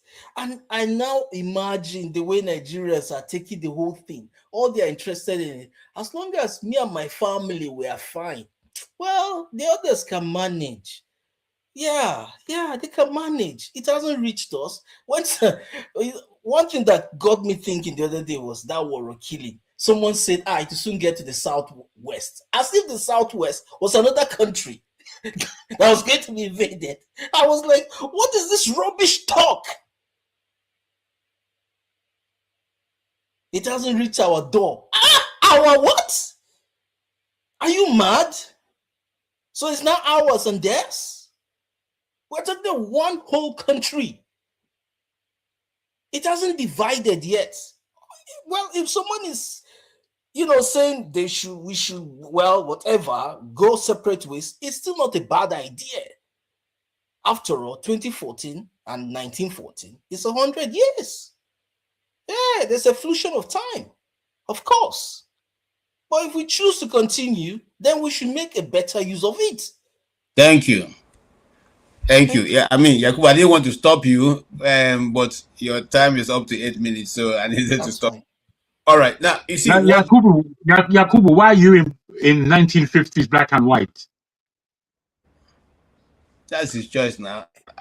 Okay, so now, guys, is Yakubu one grandson. If you look at my YouTube page, my name is Retro. So I like to think about the past. Hello, guys. And then I pause and then I reflect. Calm down. Nice one. He's trying to disguise his Yakubu Gowon's grandson. Calm down. Okay, now here is what I want to leave you with. The amalgamation of Nigeria took place in 1914 with our founding fathers, right? Who signed? Nnamdi Azikiwe was born at what age? What age was Adewole born? What age was the Sada of Sokoto born? Who are those who entered into this agreement? There are many issues that can be discussed when it has to do with this. But let's, come down to what even Yakubu has put on the ground. Okay? And somebody is already running to go and say snakes buy people in the United States. Yes, we have the statistics. Snake buy people in the United States. Of the 250 million Americans, the snake bite occurs between 7,000 to 8,000 people a year. But they have 911 day. Hold on. We have 911 in Nigeria. Hold on now. I mean, I really bring the information. Let me talk now. Now, out of that number, only about 7 to 10 die. Okay? So don't tell us about America. No, KJ, to be fair, in Nigeria, do that statistics for Nigeria. How many died, how many have the bite, and how many died? Do something for Nigeria. In Nigeria?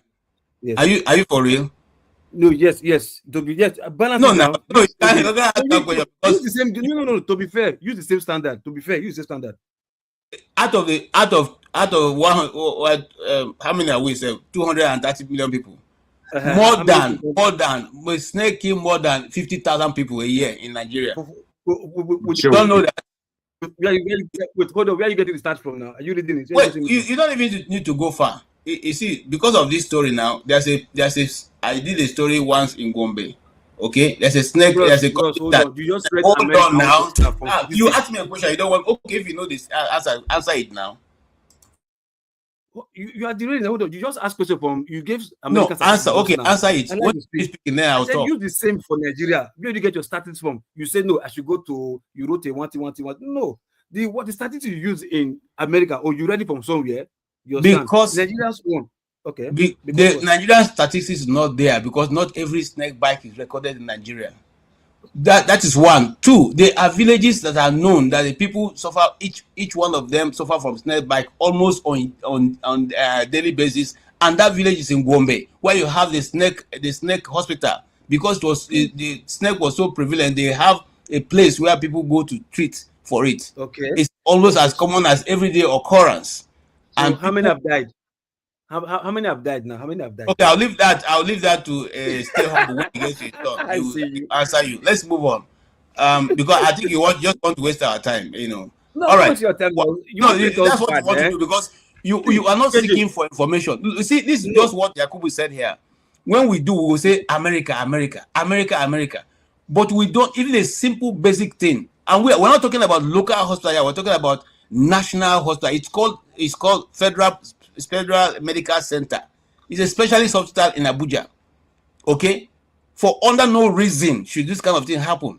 But now look at, you're trying to absorb us from this this nonsense. No. The mere fact that we're even discussing it and you are putting up an argument means that you are even accepting it as something that should happen. KJ, hold on.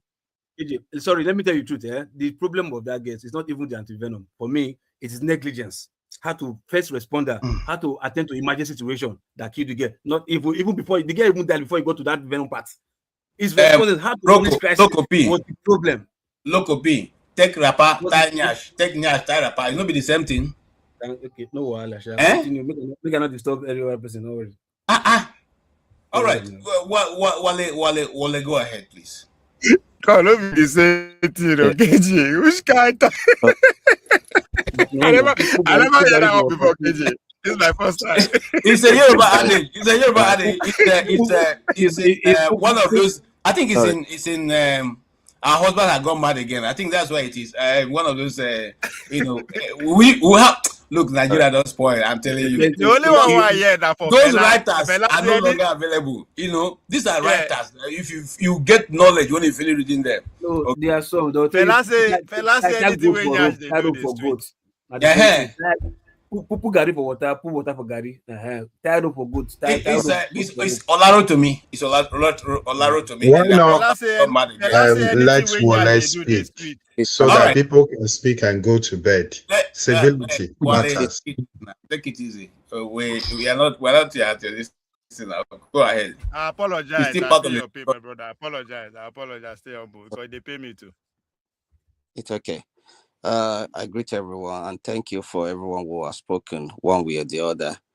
First of all, let me say my own mind regarding the guest. It's not easy to come to a platform and say the gospels, the criticism. That's why when I look at this platform, I look at the numbers and I always wonder why the numbers never grow or this why. See, as much as we all think we love Nigeria, sometimes if you understand Nigeria, that means it's not well explained to you. Because let's look at it from the platform here. Let's say this is the country, all of us here. See how we dwell on the problem. Sometimes we don't even come up with the solution. When we come up with solution, this one will say, no, I agree with it. I will say, I don't agree with it. Now, how can that country even move forward? All of us are not going to be experts. Some people will be expert in certain area. Some people will be good in communication. Some people will be good in technical aspect of it. How can we not identify who is good at what? Instead of saying, oh, that person is from that one, that religion says the, like the man said, look, there are so many bigotry when it comes to religion. And that make me think inward and say, wait, as religions as Nigeria is, What is happening? Is that land blessed with cursed people? Because if you look at that land, nothing you are looking for in this world that you don't find in Nigeria. Resources or human or, but then the people are living in the ocean, but they are still washing their hands with saliva. It makes me think. Okay, Mr. Rudolph did one video last week, come out with the snow and say, look at the snow. You that you ran away from your village people or your brother, you are now here, packing snow. So things like that, does it even make us think? Who are we? And for those who are religious, maybe in the Bible, it take me back to when the Israelites were in Egypt. Who maybe God sent to rescue them? It was Moses. Moses grew up in the palace. Now, the question I could ask myself now is, who can actually lead Nigeria out of this problem we found ourselves? Is it Peter Obi? If he is, and he become president for 4 years or 8 years or whatever, when he leave, well, after his own rule, what is going to happen? We'll go back to Egypt. It just take one idiot again to take us back. Or is it Tinubu that will continue? And if Tinubu is even going to continue, these people, are they going to live forever? If you're a Christian, has it occurred to anybody that look at the food gathering the whole world? Would I even know who is going to spend it? Was Tinubu not during Buhari's burial? What does he take in with him? And he's still living the same thing. All of us, we are here. It just make me think, who are we? What are we? What do we even want? We will argue this week. We will talk about it. Does it move us anyway? Yes, we are abroad. The light is there. This is there. But do we even think for once, every Nigerian, even the unborn, selfish? Well, it's human nature. But to me, I'm thinking, if I'm accusing that person, Tinubu or whoever is in government, that they are not doing well, I asked him one question one time ago. I said, if my uncle stole money to raise me, send me to, best school, and it got to a time when my uncle got arrested, and it has to be, well, maybe I'm a judge. Will I send him to prison or will I crucify him? Remember, I've benefited from the money he stole one way or the other. So until we all ask ourselves, all these government officials are coming to abroad to buy property, to spend money, they did it, well, most of the time, they will do it through us, either directly or indirectly. So until we all look inward and say, what am I doing in my own little village, in my own little community, that is actually even destroying the country one way or the other? Until that, we will continue to run till Jesus comes. Honestly, nothing will change. Problem will continue to be on problem. Yeah, we are talking of electoral transmission. But how can we in 2026 still be thinking backward of what of the age where, honestly, if they tell you about Nigeria and you say you understand, you just continue headache. But what I would say is, on this platform, let us think to ourselves. Yes, we might be okay, but the people will leave behind. One way or the other, it will affect us, because either your cousin or your uncle or your dad or your parent or your brother, they will ask you for money. You know how you get your money here. No short. Well, I don't know many people. Unless that man that said, whoever the person who is worse than Tinubu is Babangida. I could remember that playback every time this program start. Now he gave $2 or £2, despite every, oh God, and then because he gave £2, you posted that one. That honestly, I don't know. I don't know what to say. Nigeria is just, I don't. I rest. Honestly, it's good to listen to people. I like to listen to people. I'll pick the sensible one, the one that doesn't make sense. I'll just be like, well, the person actually say the kind of person they are. Because if you come on the platform here and you can't make sense or you can't think deep before you utter a statement or you say something out, it tells me what kind of leaders we're going to get. when they put you in there as a local government chairman or in a parastatal or something, what are you going to do if your own brother is the one doing something without consequence and you can't really blame him? So let us think to ourselves, what is making this country we all run to? What makes it better? It's not that they are saint, but Okay. there is Wale, I want to understand you. So what are you saying basically? That we are not saying what the people are saying, or we are not understanding what the people are understanding? What exactly is you are driving? Because are we belittling them? Are we taking ourselves away from the Nigerian society? Are we taking ourselves away from the problem because we are not in Nigeria? What are you saying? Thank you, KJ. We do. And to be honest with you, there are some sensible people on this platform that I love to listen to them when they talk. I don't even interrupt them. I just pick their sensible contribution. I know it's not easy for you to say this is the solution. Some people will still say, no, that's not the solution. But at least if we are all sensible enough to say, wait, how many rooms am I going to, sleep in? If our president could spend 34 billion and some people are still justifying it, then you now ask yourself, Buhari went to London. Is it London? He always treat his hearing aid. Why can't they have hospital? How many times Boris Johnson or the Prime Minister of UK have traveled anywhere? So people will still say the truth, but the people who are benefiting from that corruption, from the estacos, from whatever they are getting, that is, that crumb. You, KJ, will say, yes, you've worked, in the media, how these people spend the money. You could have enriched yourself with a brand envelope if they give you one. Rudolph could have, done something. But people will still say truth and say, look, no matter what, my integrity, my value matters. Some people, they can sell their mother because of little money. So when people that come to this platform speak the truth, yes, they might be tempted and fall for it as they are human beings. But as much as we all know that there is consequence for our action I think you made yourself more clearer, but I want to also put this as just as a caveat.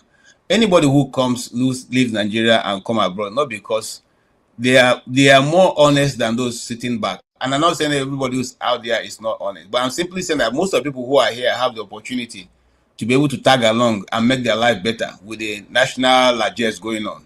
But they choose to work with their hand, their brain, and whatever, and be paid. In fact, one of the reasons why we come abroad is because you can work and be paid. You don't have to go beg anybody for your money to be paid to you once you have done the job.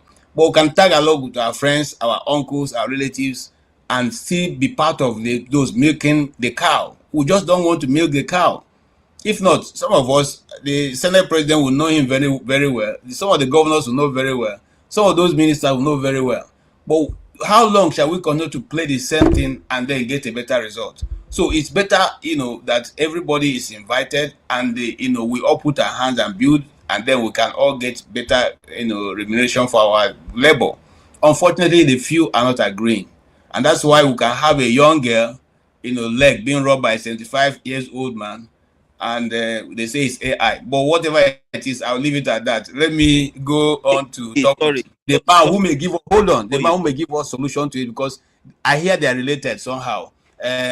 Support diaspora voting and Oshomole are almost from the same relatives. So let us hear whether that's the way they do it in their community, because they have been supporting the move that the man made. He said they should allow him to enjoy himself. So let us hear. Hold on, Wale, hold on.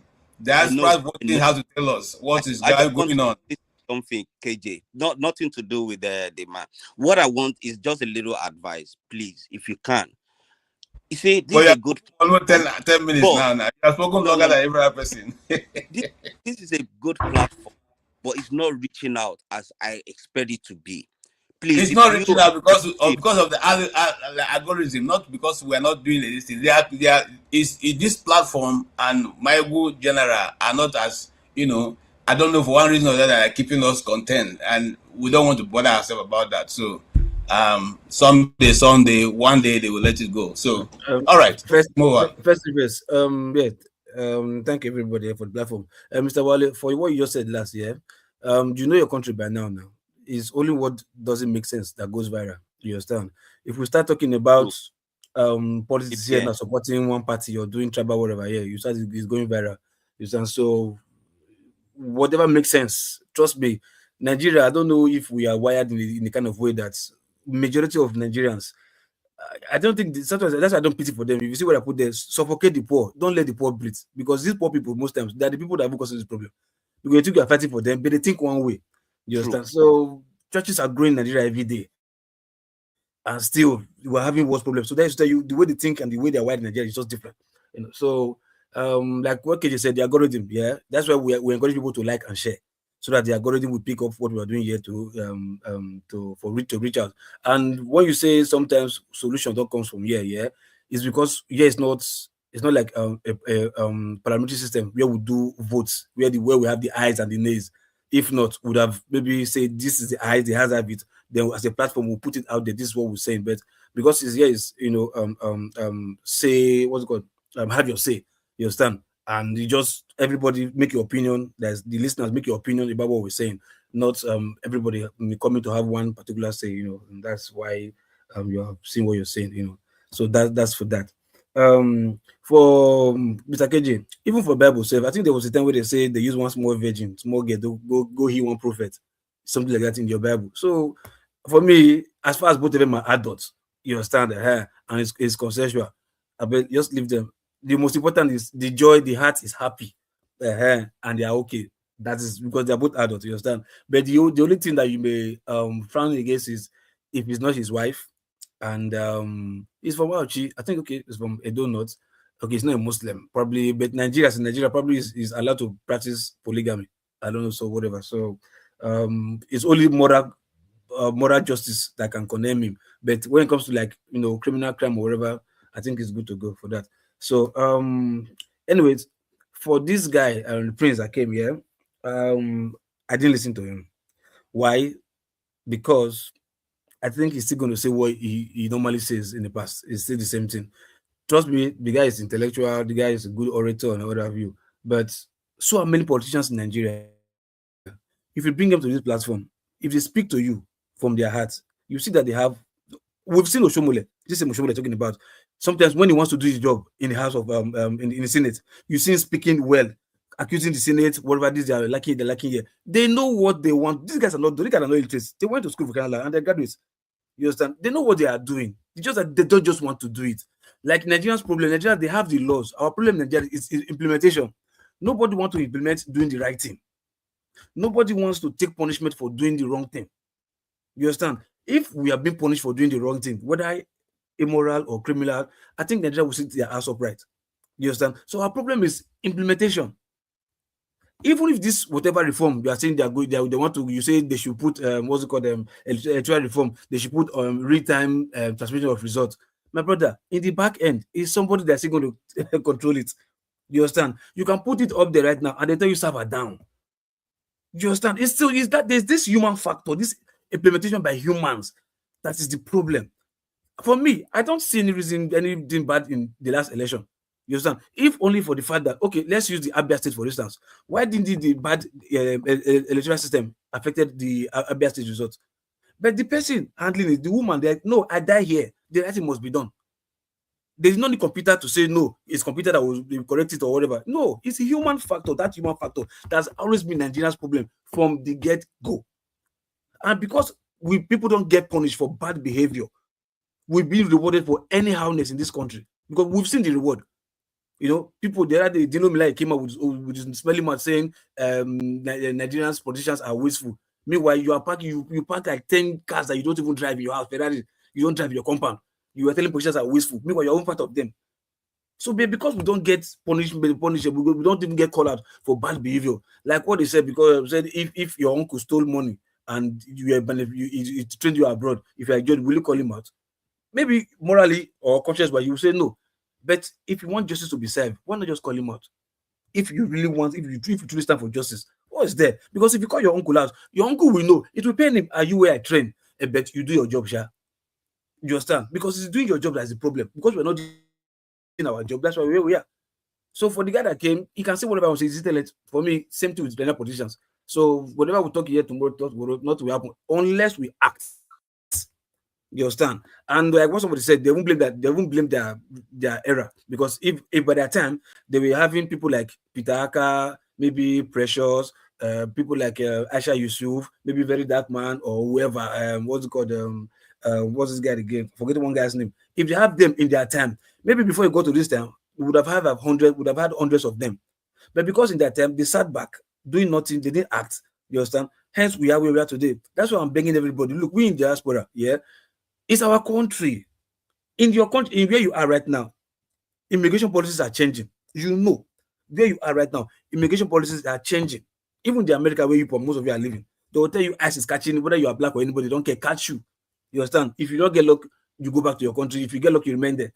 You understand? So the policies are changing every day in this Western world. So that's why I'm begging. Before you can't get to the way you say Yaba can gas, we're going to say, hey, I don't know. We would have helped build our country back, or at least sacrifice ourselves, do something. Even if we cannot go back, we have consulates here wherever we are. We can start from there first so that they can hear. You understand? No matter, even if we fail the first day, continue. Whatever these people are doing, like this Peter Aka you're talking about right now, he started the first time, yeah? Nobody listened. But consistency, look at now, you now have a voice. He missed one man riot. He was doing the consistent, going to platform, speaking consistently. Even if the bashes is getting, he still stood on his ground. And look at where he is right now. Same template, easy. Consistency. If we in diaspora decide to do something, come together as a collective, go to various consulates, embassies, do something there. They push us the first day, no problem. Go there on that day. Even if you were doing one hour or 2 hours of 24 hours, because we are really looking for something to do for our country. I don't see what it will take from us. But we are just so docile, lazy. We believe in this I better pass my neighbor. We are so much, we do like comfort. Nobody wants to just displace himself or herself for 1 minute, for one reason. Everybody just want to chill, big boy. You know, I beg also get my money, build house or drive better car or wear better clothes or go to a party and be showing that I have money more than my neighbor. The same I better pass my neighbor syndrome. That's what is just part of our problem too. Until we change our psyche, we have to change our psyche, change it. Nothing will happen to us. Kenya did it now. Even if Kenya did it, imagine we have Nigerians do half of what Kenya did. What will happen? Half of what Kenya did with the kind of mind that we have. But nobody is ready because everybody has some spot. You can go to online right now, do content online. YouTube, Facebook is paying you. You don't want to fight again now because you can buy us a lucky big boy. You don't come out yourself from Nigerian problem. So the rest of the poor should go and solve their problem. Not mean that a day that will come where Yawa go gas, no matter your money, it will touch everybody. But until that day, or before you get to that day, please, we should play these chairs with them, look at the future. This is what is imminent if we don't do act immediately. You understand? Whether we're in diaspora, because we come here talk from now to tomorrow, these guys, their hearts don't cross. There's nothing that is going to change. You understand? So we have to do something. Now that we still have the finance, power, and energy we are still young to do something in diaspora, please, let's do it. Time is fast spent. Time is running out. We're running out of time. Okay, thank you so much. And that's what I said earlier when I started, that we are still doing local this thing when the world is moving so fast and moving away from us. And a particular man, I don't want to mention his name, said that the problem with Nigeria is that we think everything is sketch. We like to make sketches and laugh about everything, but and we are truly always laughing, and making sketches, and that's all. Even the snake bite has turned to a sketch now. They're making up and down. Nobody brings in a serious discussion that will turn around. And then the Senate president, who is a jester himself, I think the only thing that he didn't do was to have been given a role in Macbeth or one of those Shakespearean stories. Calls and says I order. I order. That's all that you see. Let me tell you, I've come to a place of frustration, and I was discussing this with Rudolph, and I said I wanted to step back from this program, and he said, well, we can't do much than talk, because you find out that people, ADC went to campaign in Lagos, Lagos poor people from Adewole and all the other places, all the slums, gathered in the street and told them not to campaign, tore down everything, and tell them to leave Lagos. They are satisfied with how things are going. These are the same people we are here sitting and fighting for. And then when you see that, what do you do? What do you say? People go and gather in Abuja and say, look, leave Abuja for us. We are satisfied with what Wike is doing. We are satisfied with what Wike is doing. Okay? So how do you now change a system where the people who have been oppressed are so happy being oppressed by the oppressor? That's a question that I would bring. Jefferson is gone off. Yeah, Jabu can go ahead and answer that question. Why Jefferson rebukes? I'm here. Oh yeah, I can't see you, Jefferson. Are you there? Yeah, Jefferson is after me actually because I was the first in the studio, so I know that Jefferson is after I. No, I came before you, Jago. Maybe you didn't know Bro, I was. No. You see, when what happened, Jefferson, is on the last show, Rudolph placed the link to here. So I touched it and I left it there. So I was on, I saw that I was the first person here. But nevertheless, thank you again. It was over an hour ago since I last spoke. And there's something I missed. For the wisdom of us as a collective here, if I may answer this firstly, KJ, the Prince came on and said, if you are in an area where it's predominantly Muslim, to insult the Prophet is suicide. Fair statement, but it wasn't conclusive. The conclusion is, if now somebody insults or upsets the Islamic rhetoric somehow, and he's accosted and killed, who's responsible for that death or for those deaths? This is where we still have to think this through out. I'm not happy with the way we reason sometimes. Who is responsible for that death if it occurs? Is it that they commit suicide for real, and that's the end? That the government themselves will say that this person was idiotic to pronounce these things against Islam, so he deserves death or she deserves death? Or is somebody going to pay for the crime that they have committed? This is the issue in any modern society. But somehow we can forget that these things lead to something, and somebody needs to answer or pay for their crime. When he spoke, nobody saw that.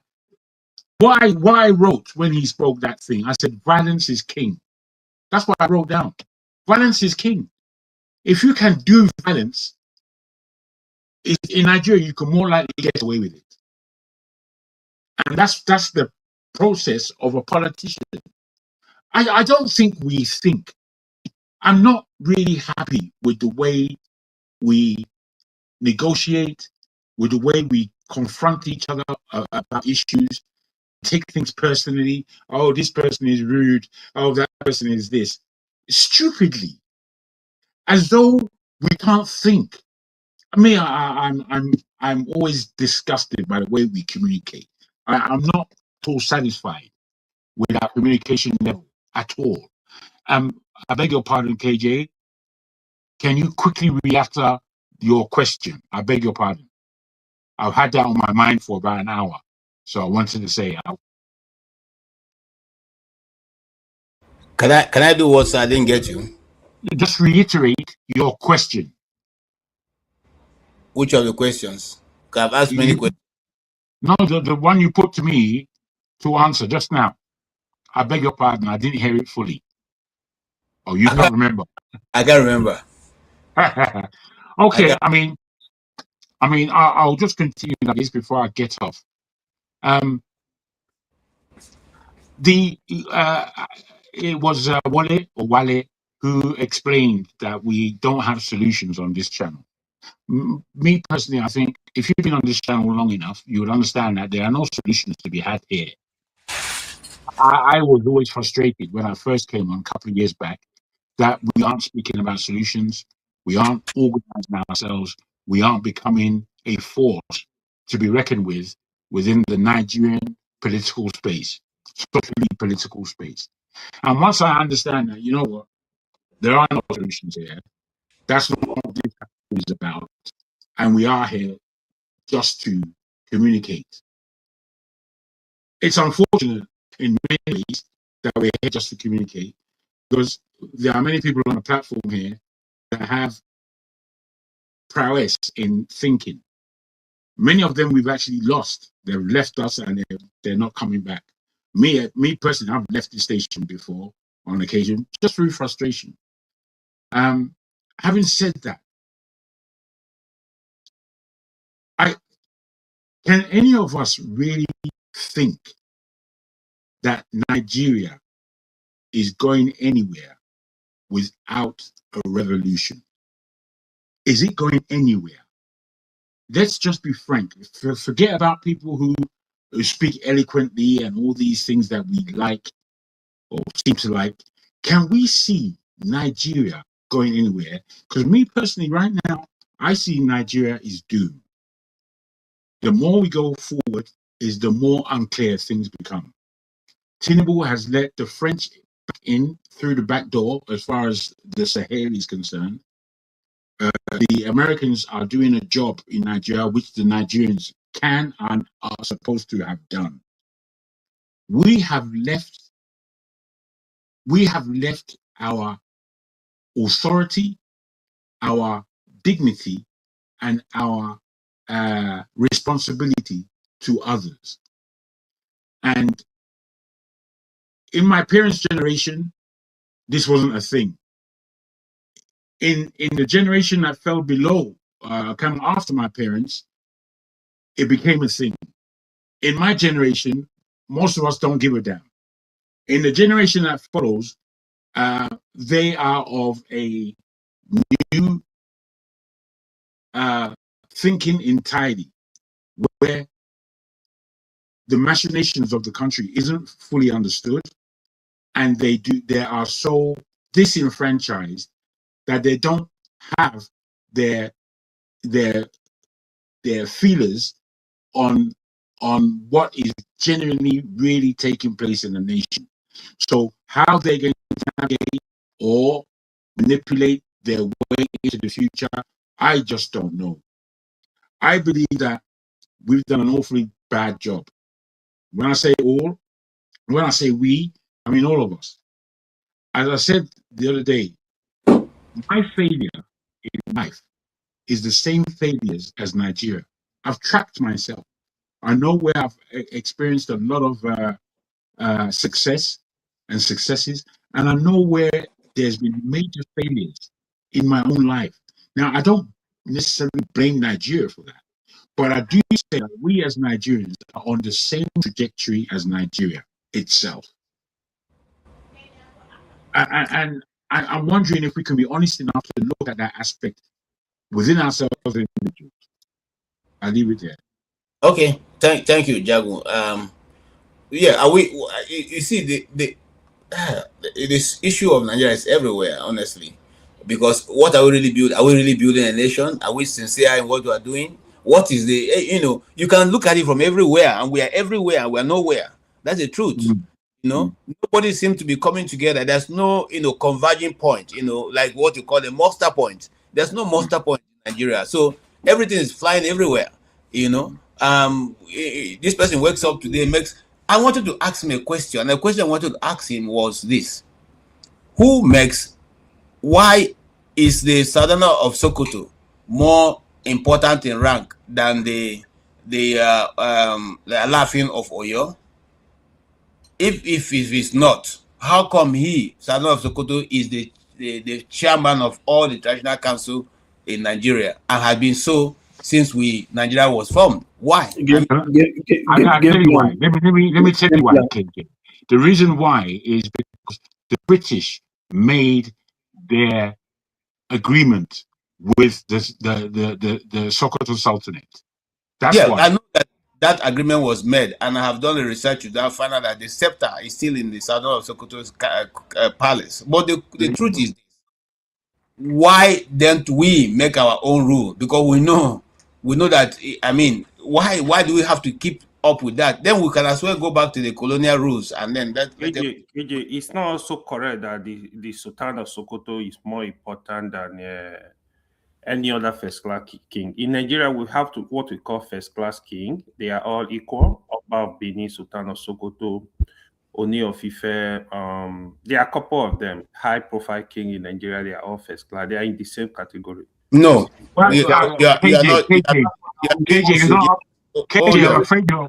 KJ, I'm afraid you're. I'm sorry, not KJ. AY, you're not speaking the truth.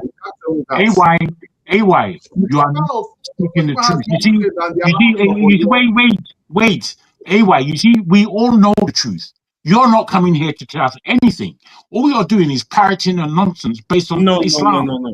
Yes, you are. There's no way you could say that. If you believe, no, wait, KJ, let me put it to you. Let me put it to you. Let me put it to you like this, KJ. What I'm saying is that there is no way. There is no way you believe what you're saying if you're telling us the truth. The Sultan of Sokoto is easily ahead. There's a photograph that was taken when Prince Charles last visited Nigeria.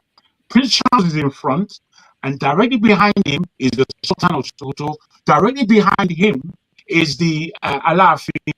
Directly behind him is the Oba of Benin, and then behind him are the Igbo notoriety. Let me explain. That picture tells you what Nigeria is. Let me explain what Nigeria is. I don't know why AY would say. I don't know why you would say something like that. Sultan can be deposed. Let me explain. Remember that the Sultan can be deposed. The Sultan has been deposed before.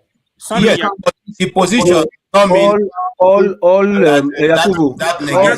traditional head can be disposed. All. Yeah. Exactly. So for me, I don't think there's relevance in the hierarchy here. The relevance here is: should they be given a constitutional role to play because of their closeness to the community? Yes, that is the big question. Should that be a debate in the National Assembly? Be given that role, but unfortunately, they seem to be passive about their duties, especially. All right. We'll come back to that. We'll come back to that. Let's just move on now. Jefferson, I don't know I'm not seeing your. I can see your picture behind, but on the platform, it's not there. He's there. I can see him. I can see you. Okay. So go ahead, Jefferson, because you are supposed to have okay. Sorry. First of all, I want to acknowledge Wally what his viewpoint. His viewpoint was well articulated. You know, if our brother is stealing, we need to call him to order. And also, Yakubu too, thank you for your own viewpoint as well. Because we ask ourselves what we really want as a country. You know, someone says there was a saying that this thing now has gone beyond tribe, actually. We want a country that works for everyone. You know? But we need to correct some very serious ills. And the ills is that on the social media, be it religion and tribe, we still insult ourselves. So I think that amendment needs to go a very long way, right? Then when it comes to, Local P, I want to also correct you on something. You might think that Nigerians are not vocal, don't want to protest. Let me tell you, most Nigerians are working with timelines.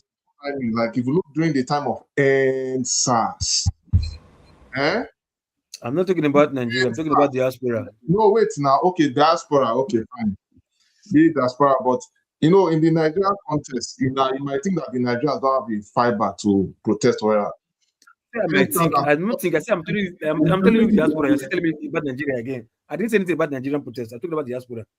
So not like I might think that Nigeria. No, there's no thought for me and Nigeria protest or no thought there. So not like I might think. But anyway, but the bottom line that Nigerians back home, right? It's not as if they cannot protest. Most of them are scared because of the armed forces and everything. Because of if you look at the NSAS situation, so many other factors. Even when people try to come out, they are being threatened, and then there's no backing. And we don't have a united force. And if somebody wants to say, let us protest and do something, you will still see people will be betraying other people or see people doing counter protests, even in the face of the issue that's in the nation. And at the end of it, it's all about who gets the bread. They don't care if someone kills another person, as far as I'm okay. So at the end of the day, that nationalistic interest is not there. We don't have that yet. going back to what that guest speaker, like I said, he has said all his own viewpoints and everything. But at the end of the day, look, they say it's part of the establishment or whatever. At the end of the day, you have to start from somewhere. If it's part of an establishment and he can do something different, it will be good for every one of us, you know. But nobody knows we don't know to what extent how he's going to go about it. And I also want to appreciate the fact that there's a strategy on ground, according to them, that they don't want to disclose. Because one thing I know about the APC government is that if you start putting your strategy out there, before you know, they'll start find a way to capture it and turn it upside down. I think that's what is even going on. So it's actually either here or there. So all right. So hold on. I'll still go back to the Obi situation. Obi could have been protesting, like I said. They said, people say Obi doesn't want to protest. Don't forget to the same Nigeria where if he come and protest, they will say he wants to scatter the country. You should read sometimes you read the what they call it, the body language of all these things. So I think they're just being diplomatic about the whole situation, and the diplomacy could be that he's trying to align with other opposition to get a front. So I can tell that work is a work in progress. So as for us being progressive and moving forward, I mean, the only way we can achieve that is we have to just tell ourselves, first, drop our religion, second, drop our tribe, and have a common value system. A common value system that should be nationalistic, that we can be able to advise people both here and abroad. So both here and back home. That's the only way forward. If not, if we continue with this mindset, no way. Thank you. Okay. Stay humble, please go ahead. Okay. Yeah, thank you very much for this opportunity. I appreciate. And good morning to everyone. And also those in the comment section. Before I go on, I would just want to say something very important, because when my brother Yakubu was talking, he did mention that that we all are to blame for what's happening in Nigeria. Please, let us discard that narrative. This is the same narrative that people, whenever I hear people mention that, I know they don't have a stand. Look, the situation of Nigeria requires that you have a stand, and your stand has to be firm. Your stand has to be solid. If your stand is the same thing as that of those who go about to lay the blame on everybody's doorsteps, I am not to blame for Nigeria's problems. We have not contributed. You did say, Mr. Yakubu, that we have all contributed to Nigeria's problems. We have not. I personally have not. I lived in Nigeria, was a law-abiding citizen. I worked for the government in several capacities, worked even with the Lagos State Civil Service, did all the things, all the nights, all the sweat, put in. And even while I'm here, a law-abiding citizen, I've always spoken the truth. I've always contributed my own opinion to the discourse about Nigeria. So do not say that I am the problem. I am not. Do not say that I've contributed to the problem. I have not. And do not say that we all have contributed to the problem. Because I know that this group, yes, people come and say that we all talk and talk and talk. That is what we will do. This group is a think tank group. In fact, before I started coming up here, I listened to this group for 2 years. 2 years. I always, and I learned a lot. Most of the people here now used to also come around that time. So many people, thousands of people listen to us. And people, even the politicians, even foreigners, they listen to what is said here. They respect this group. So let us, whenever we come here, take this group very seriously. So let us not say that we have contributed to the problems of Nigeria. What we are doing Stay here is humble. solutions. Thank you. I've heard you. Solving the Give us problems. your own view. Please. Because if we are not interested, if we were not concerned, we will not be here. What is the time now? This is almost 3 a.m. and I'm awake.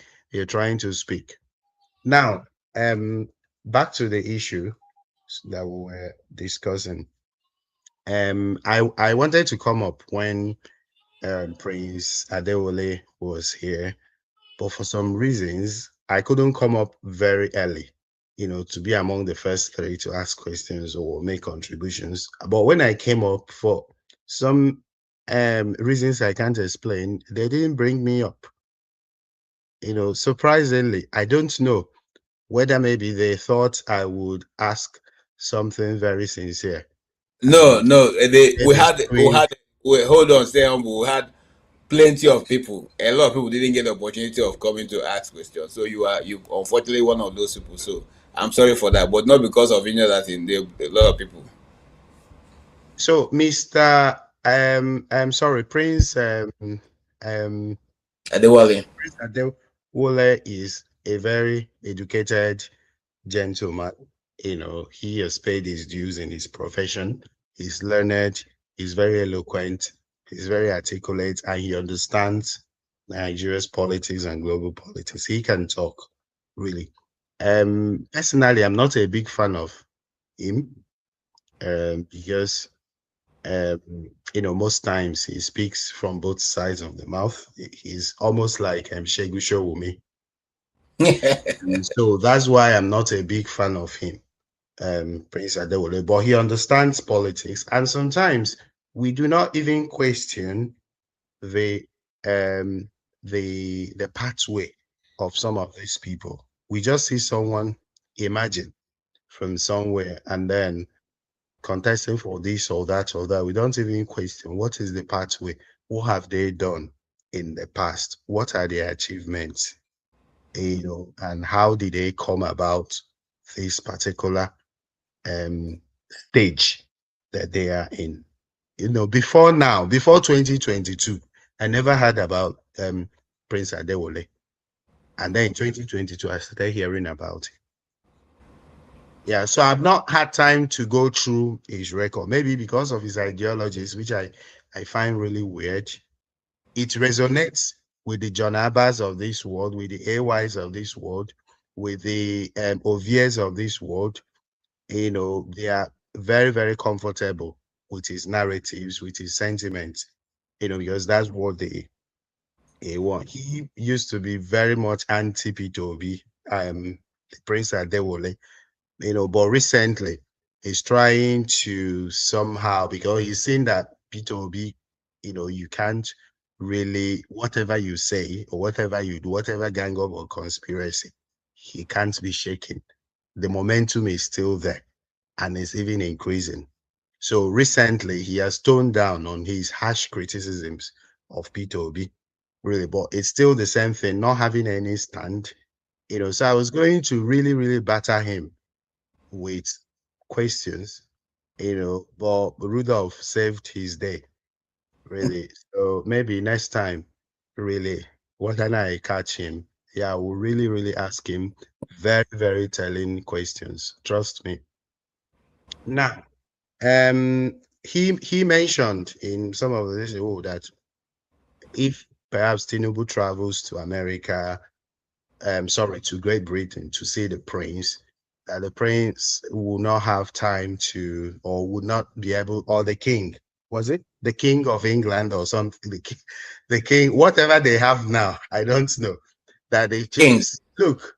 Look, if holding Tinubu will make them get what they want from Nigeria or continue to maintain the status quo, they don't mind. I know them, whoever it is, whether it's in America or whether it's in Britain or France or wherever, if holding him, guarding him will make them get what they want, they don't mind. We've seen that before and it will continue to happen. So let us discard that. And he did mention that, he that has a presidential candidate, ex-presidential candidate aspirant, that he wouldn't want to criticize Tinubu when he travels, or wouldn't want to criticize the president when he travels, that he would like to wait for the president to come back. Look, you. Oh, yes, he mentioned he had been invited in several places. He has gone to Washington, D.C. He has gone there. What about the average Nigerian, on the street, who doesn't even have a future, who doesn't even have a hope? You understand? You have the privilege of being invited by so and so and so, and that's how you came about contesting for so and so. Who are you representing actually? Who is backing you? So those are the questions that we don't ask. Someone just comes out and speaks very eloquently and very enthusiastically about this subject. He's very brilliant. And then we all swallow everything hook, line, and sinker without interrogating the person's history. Now, and he also mentioned, okay, now, before then, people came here after he had gone, and they were full of praise. They were festooning him with praise, garlanding him, saying, oh, that he did so well to come here where the riffraffs are, to even give us his audience. See, I don't want to blow my trumpet or whatever, but those people, in terms of brilliance or whatever, can't even untie my shoe. That's all those presidential candidates that you see, whatever they are. So by someone coming here to speak about his ambition or speak about Nigeria, the person is not doing me a favor. The person is not doing me a favor. So if we continue to encourage this culture of people living like colonial masters, because that's what they are. The people you call leaders, the rulers, they just replaced the colonial masters. The same way the colonial masters enslaved people, that's the same way they are ruling. So we all praise them when they come here to speak to us. Come on. Even Peter Obi was the one that even set the pace, then that he used to go around everywhere. He was on every single platform when those people were even criticizing him, calling him social media president. He was on hundreds and hundreds of platforms, speaking, granting interviews, talking to youth, talking to children, talking to people in restaurants, talking to people in cafes. So let's not praise anybody for coming here. If they don't want, if they feel that they are too big, let them not come. Let them not come. So thank you, my brother. God bless you for that one. Thank you. God bless you for that one. For coming here to address us or to answer questions. You say, oh, that they were patient to to answer our questions. Exactly. What do you mean by that? What the hell do you mean? Why did you come here? It's like, why did you come here? Oh, that they were patient to answer our questions. That means we'll clap for them. Wait a minute, sorry. So let me land now. Yeah, I speak the truth. You sorry, stay humble. You need to land now because we make the arrangement to bring guests, and you come here, you ask us to bring quality guests, and you don't want us to say that the guests, thank them for coming. Is that the way it's done? We're not thanking them because we're thanking them on your behalf. We're thanking as those who run the platform and have given them those invitations to come. They didn't just fall out of the sky and come here. We invited them, and we invite them. Whether you agree with their views or not does not mean that the time they spent was wasted. They could have used to do something else. Even you, when we close the program, we say thank you for your time and your treasure. I always say that because we're not paying for your data. We're not paying for your time either. Okay, you could have chosen to stay away. So we're grateful that you are here. The same way we're grateful that you are here, we're also grateful that the guests that we extend invitations to come. There are many ways to extend invitations to who say, look at the program. I say, look, I'm not coming because I don't want anybody to insult me. So those who come, we thank them for their we have some form of bravery to be here, and we appreciate that. Because nobody knows what you're going to say to them or what I'm going to say to them. So nobody goes to an interview. How many people go to drill them? How many people go to want to be drilled by me? Let them not come. Very few politicians step into Arise News for any whether they know or don't know. So we appreciate their coming. All right, round up, sir. So, thank you very much. So he also parroted the same narratives that I heard when we were in primary school. Come on, that the only solution to Nigeria is to continue to patch up, is to continue to maintain the status quo. The same juvenile, childish, puerile narrative that they say, oh, that if perchance people decide that they are fed up with the Nigerian system and they go on their own, that is the same politicians will rule you. You people will fight, each other. Come on, that's expired. This is 21st century, and people should have a brain, for crying out loud, and stop, being very, very ridiculous. Thank you. Thank you so much. Stay humble, and we appreciate your contribution. You see, stay humble. Let me just give you an example. We are more than 110 right now. We used to be 100 more, but we have less than 35 likes. So if all of us now go like this program and share it, we'll have more people coming in, and the numbers will swell. So if you guys don't mind, since we also need money to renew the channel, which is about $600 something for just one of the renewal. So I appeal to those who are still here with us. If you want us to keep coming here, I'm bringing you quality guests that stay humble, not say.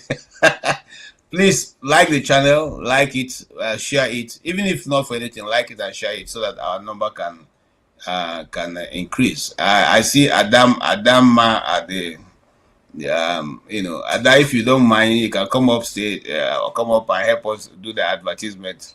Thank you. And I see my brother Pansa. Please, we are doing our best to make sure that the right questions are asked and people answer the right answers. But then we cannot force people to say what they don't want to say. Having said that, thank you so much. Stay humble. AY, your turn, sir. Yeah, thank you, KJ. First of all, I need to address the issue, Jago. Jago, when you are having discussion, you don't need to shout. Let's educate the public, okay? On that issue, the chairman of the traditional council in Nigeria is actually the Sultan of Sokoto. Don't forget, first of all, this role, what you said is actually true. This was started by the British. When they left, Nigeria retained that. Not only that, if you go across the region, apart from the southeast that is autonomous, when you go to the Yoruba, for example, the Oni of Ife is the chairman of the Yoruba king. It's like the head. That does not mean he's the most powerful king. Historically, Alaafin of Oyo is more powerful historically than even the Oni of Ife. But the Oni of Ife is the only chairman, is the leader of the king in the Yoruba land. When you go to state, you have kings that are chairmen. You don't change those positions. Like you go to Edo State, Oba of Benin is the chairman of the traditional council of Edo State. It doesn't matter. They are customary. This is a fact. So you need to look them up.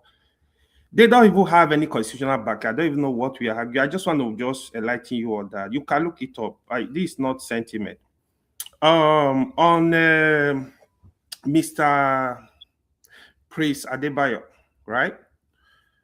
So I listened to part of, I did listen to everything. I listened to part of his discussion, very few actually. But like some people said, he's a politician, to be honest. I know he tried to be politically correct. Yes, he really I will give it to him. He understands the struggle of Nigeria. This is not the first time I listen to him. I have close people that know this man one-on-one. They know him very deeply. People I respect, I trust with judgment. They say a lot of good things about him. So that's one other thing I will respect him for.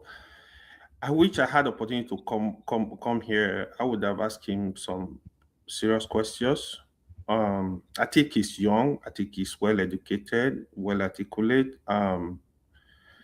I think we can have this kind of people with a like mind, and let's see if this country can, if we can even have any positive movement. So I would really expect, if I the one thing I would have actually talked to him about, are you talking to the like minds across the country? I don't think it's yeah, the Nigeria politics is very difficult. You need a lot of resources. Most time these young politicians, not even young, to be honest, a lot of people don't have the resources to run election in Nigeria. If you watch even Peter Obi, that's one of his setbacks during 2023 election. It's capital intensive. I think Peter Obi could not even, Labour Party, they could not even fill up close to 40,000 polling unit with polling agent. These are some of the issue in Nigeria election, but you will think it's easy. It involves a lot of money. The campaign itself involves a lot of money. People will argue, oh, Peter Obi is a billionaire. Peter Obi does not have money to run national election. He needs the support of the people. He needs the support of the wealthy people. You can't expect him to, let's assume he's even worth 10 billion naira. You want him to just take all his money and go and run an election? No, it's not done. So the kind of people he contested with, the money they use came from the government. So this is the honest truth.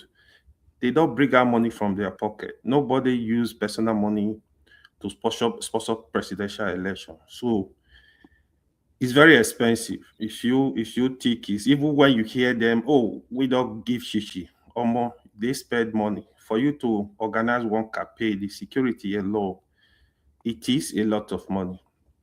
So this is it's not as easy as people think. I mean, Prince Adewole, sincerely, I would have kind of advise you, why don't you start from your state, contest for governorship? But his experience, he know what he want. If you feel he can give us, it can be an alternative in Nigeria, so be it. I think he's a brilliant person we need to listen to. Unfortunately, if things don't go our way, when you see this kind of discussion, people are gonna come with sentiment. It's not from my tribe, they are gonna criticize. It's not from my religion, they are gonna criticize, because Nigeria don't know how to be objective until these people are related to them. This is one problem we have. But if we are objective, we know somebody have the capacity. I think it's not bad to support them. If you want Nigeria to be good, I think it's irrelevant if the person is from your tribe or from your religion, or is your friend, or is your brother, whatever the case may be. All we are asking for is, let's have a country where people are protected, where the economy, there's improvement in the economy. We need somebody that is able to build our infrastructure. I mean, at least let common Nigeria live a decent life. At least provide the basic amenities so Nigeria can be happy and live well. Thank you. Can I ask you a question, please, KJ, before you get off? Quickly, I would like to know your feeling and your answer to where the prince left when he was warning us about living amongst Muslims and our utterances, and how everyone needs to be careful if they're living amongst Muslims. What did you think? So I think that was really misconstrued. What he was basically saying, right, is basically saying, when you live among people, you have to respect their culture. It's not only religion alone. You can't go to Yoruba land, for example, this is their culture, you want to disrespect it. You can't go to Benin, this is their culture, you want to. So culture, either religion, either culture, either whatever you want to call it, it's just like going to somebody's house. If you come into my house, for example, I don't drink alcohol. My friends know I don't drink alcohol. I don't share alcohol. If you come into my house, you are not going to get alcohol.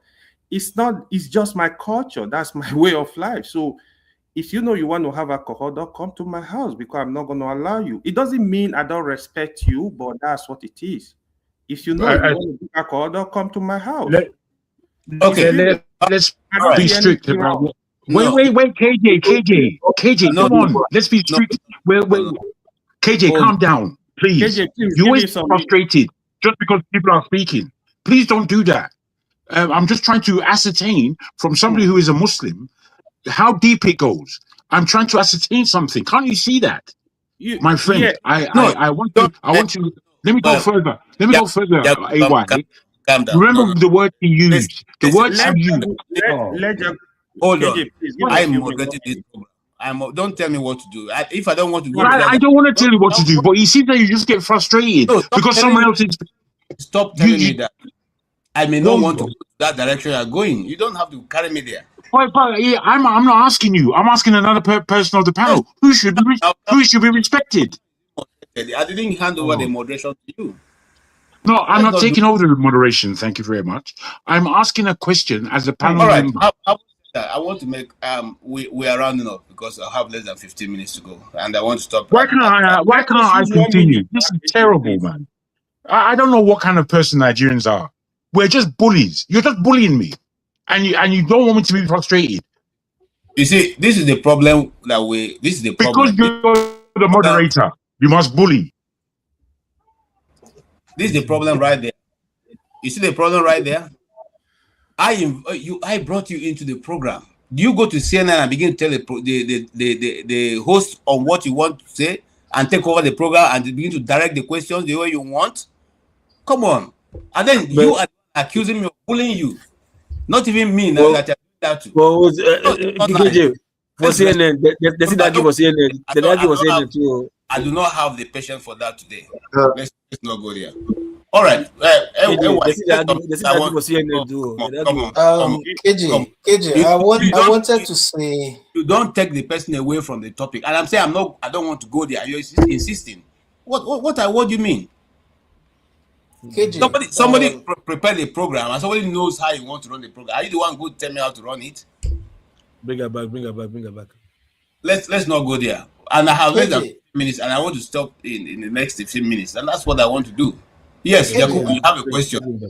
Yes, I wanted to say, just add a little to the whole discourse, so far. I appreciate the fact that, we come here every day, cracking our minds, cracking our heads, knocking our minds, knocking our heads, all in a bid to see that something good happens, in a country we all want, to call our country. But the truth of the matter is that I still want to reiterate the fact that we are still not doing enough. Why am I saying this? The reason why I'm saying we're still not doing enough is this. Even though Jagun did mention something earlier on, like is a revolution the way to go, my mind went back to all the revolutions that have taken place all through time, including the ones that took place in Africa. I mean, the bloody revolutions. The revolutions through the barrel of the gun. We are still where we are. It hasn't improved any part of the Africa where people were killed. Generals were, generals fell. It hasn't changed anything. The only place where revolution worked was maybe in France, the French Revolution, and maybe in Russia, the Russian Revolution, and maybe in America, the American Revolution. Now, the question you should ask yourself is, what is the common denominator? The Russian, the French, and the American Revolution. What was the common denomination? It was the people. It was the people. It was the people. The people decided that I'm not going to sit back and rely on bread anymore. I want to take my destiny in my hand. Now, let's go back to Nigeria. What is the common denominator?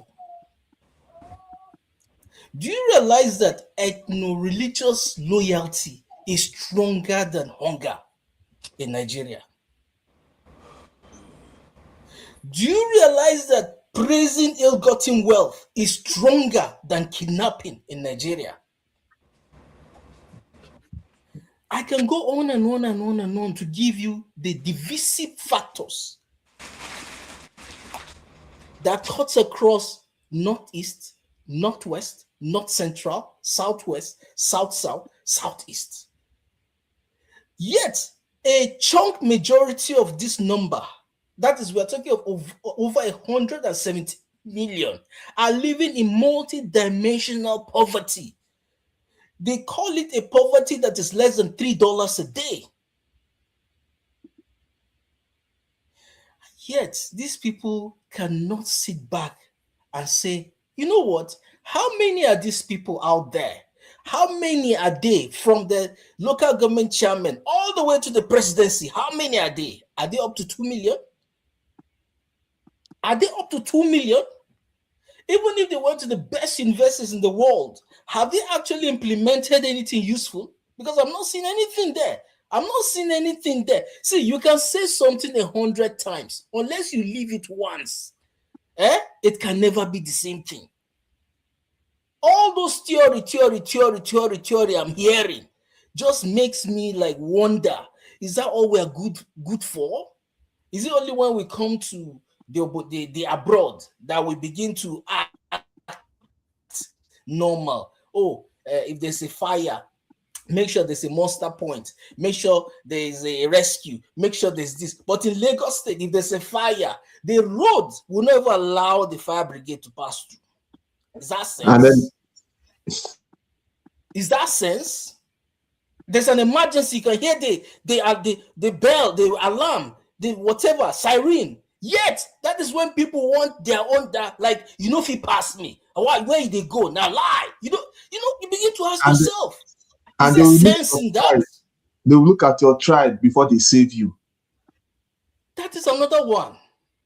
You go to the hospital, that is another distinguishing factor. You see women, I feel sorry for pregnant women in rural areas in Nigeria. I feel very sorry for them, particularly at night when the fluid. You see, there's a woman I remember that was carried on the bike all through on one road that wasn't tarred for like 4 hours. Bumpy. This one was 9 months gone. She died eventually anyway. How much is air ambulance? How much is air ambulance? Is that not enough for a village to rise up and go to the council, local government council? Air ambulance. No, nah. No, I'm serious. How much is air ambulance on that? I understand where you're coming from, but how much is it? Okay, thank God. Okay. How much is it? I tried best. Please, we are talking about, see, the way Nigerians approach issues is half measure all the time. You said that apathy. Since 2023, everybody has gone back to their cocoon. Like, we are okay. Now, 2026, the reason why people are coming out of hibernation is because of that money. The smell of thick money in the air. That's why they're coming out of hibernation now. It's not because they're coming to change anything. They're only coming out just to collect what they need to collect and go back. Like in my state, I left Nasarawa State Ministry of Justice because I was prosecuting young boys from Kefi prison. And I told myself, what is this boy's offense? That was why I resigned and left. I resigned and left because I was looking at those boys and I was asking myself, am I better than these boys? I'm even more of a criminal than they are for even writing that legal advice that they should be prosecuted. I resigned. But those boys, every day, even after I left, every day you are still getting young boys, young girls getting prosecuted every day in Nigeria for what they did not cause. Yeah. For simple things like give us job, give us employment.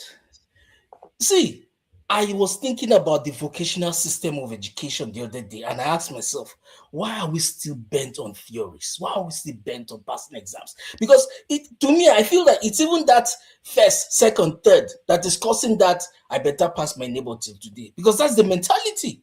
Let me be first. Yeah. The education, even the system needs to be reformed. The education, even church, that's a better pass my neighbor. It started from church.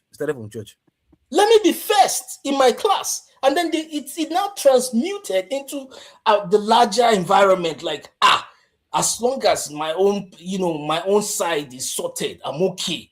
Let the others, sort themselves out. So it becomes, let me get it first. And then the thing now became a national issue. And it's still remaining a national issue. So we have not even dealt with the main injury yet. All we're doing right now, there's a rot, a deep rot. All we have done is just pour GB. If you guys remember GB, that thing they pour on injury, that's what we've done now. We just poured GB and bandaged it. It hasn't stopped the rot from continuing. The GB is purple. Yes, purple. That's all we've done. It hasn't stopped the rot. The rot is still there. We've just covered the smell. And I asked myself, why do we encourage these big people? Do you know that when these big men, because I believe there are some of them that are even sincere, when they come to do supervision, do you know it is still us that will still make sure that we do painting. All right. Do small repair. So that when the government official comes, he will see that the place is maintained for the purpose of that visit. Yeah, and then after the person goes, we now go back to square one. We still make sure that we encourage all those rubbish to go on. Thank you, thank you, Yakubu. And I wish you have more time because I would have loved to. Where is this one coming from? Anybody's phone ringing out? That's not my own, though. That is Nokia. Maybe it's local P. Okay. Monkey. Gentlemen, I think we'll have to round up here. And I like where you're going, Yakubu. We don't have time to go there. Are you closing down? Yes, we are closing away. And thank you for coming, AY. Thank you for staying humble. I will not close without to speak. My Oga, I greet you especially. I will give you people 3 minutes to round up. And AY, I want to tell you that what you said about the Southern of Sokoto is not correct. Since we know Southern of Sokoto have been given that opportunity to be the chairman of the Treasury Council of Nigeria since Nigeria became independent, and they refused even before. Yeah, remember that. Come on now, we know the history now. Remember that was what brought problem between the Southern of Sokoto and the Ata of Igala. He said, who made him chairman? He refused to accept that. Okay, so and that was where when the British was trying to force that down the throats of the Nigerian Traditional Council. What we are saying is that before the British, even if the British did why do you need to keep it up? Yeah, I know. I don't also agree with that. I don't. So that's the question, but that's a discussion for another day. And I want to say this also just give me 30 seconds, please, KJ. No, hold on. I'm coming. I'll give you. I want to say this to those of us who have been asking, when shall we have that debate of how Mungo Park found River Niger? I want to say we are putting it this week. We will advertise it. I will now come here and these are some of the things we need to interrogate.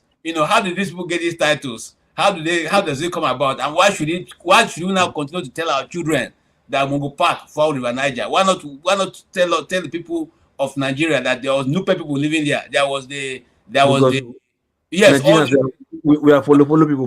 We need to rewrite these histories and make it very clear. So we will talk about that. Rudolph has said graciously he wants to be among those who are going to state that it is supposed to be so because he was the one who documented it. There are a variety of other people who want to be on the other side. So we'll have that discussion. And probably we'll also now marshal this discussion about traditional rulers and who made the Southern of Sokoto to be now the chairman forever, ever, ever of traditional rulers in Nigeria. That shouldn't be. It's a game plan. It's a game If plan. for anything, it should be rotational. Not that one man will occupy that position No, and every other person. see, my anger is this, yeah. If you people, okay, before that name, Sultan, yeah, everybody know the major tribe, original tribe, indigenous tribe in that place. That name did not come from that tribe. Sultan did not come from that tribe. So if I thought they have a head there, what is the traditional name of that head of that region? Why Sultan? Now you are going far. You are going far. But Masca is not here. Masca will give us that. We will send a Sultan? special invitation on this. At least there should be maybe a Hausa name for a king in that place, and that should be what it should be. If it's rotational or hereditary, but it should be. But why Sultan? And why does it have to be ascribed to Islam? Why? Okay, we're not discussing that now. Just hold your fire, Mr. That's right, voting. AY, please, your final comment. You have 2 minutes. 2 minutes. Your final comments. I thought you said 3 minutes. No, reduce to 2 minutes. We have entered the 3 hours is already complete. So we need to move. KJ ate all the other minutes by talking now. Yes, I did. You don't chop out. You don't chop out, put out for pocket. So like any Niger politician. You now. We are the same now, Yagun. All right. No way. Okay. No way. Yeah. So what I was explaining based on what is on ground, right? The reason the British added over the chairman of the traditional council to Sultan, it was convenient. Don't forget, the North, they had the indirect rule. The when you hear the Sultan of Sokoto, that empire is big too. It's the biggest in Nigeria as it stands today, down to Kano, to I think it's about 7 emirate councils. We need to understand our history. But when it comes to the position of rotating that position, I'm 100% in support of it. I think all the first-class king in Nigeria, that position should be rotated. Like I said, it is only the Igbos. Igbos, they don't have a centralized system. That is where you don't have somebody representing them as chairman whatsoever, because Igbo system is autonomous, is different from the other system. These are facts. It's not they don't have. They have, but it's not spread. They have, but it's not spread. If KJ know what I'm talking about, stay humble. We know what I'm talking. They know what I'm talking about. They have. They're Republican in nature. That's the word you're trying to use. People are Republican in nature. You need to know your history. Listen to me. It's not fucking shit. They have. Leave Republican. They have traditional head. They have. Okay, I give up. Okay. They have. No worry. Leave whatever. You want to teach KJ about Igbo culture? Okay, I give up. You see your problem. Hold on. See your problem. When it comes to traditional council meeting, whatever, don't they have people that they call king or whatever from South? You are not listening. Okay, please. They have.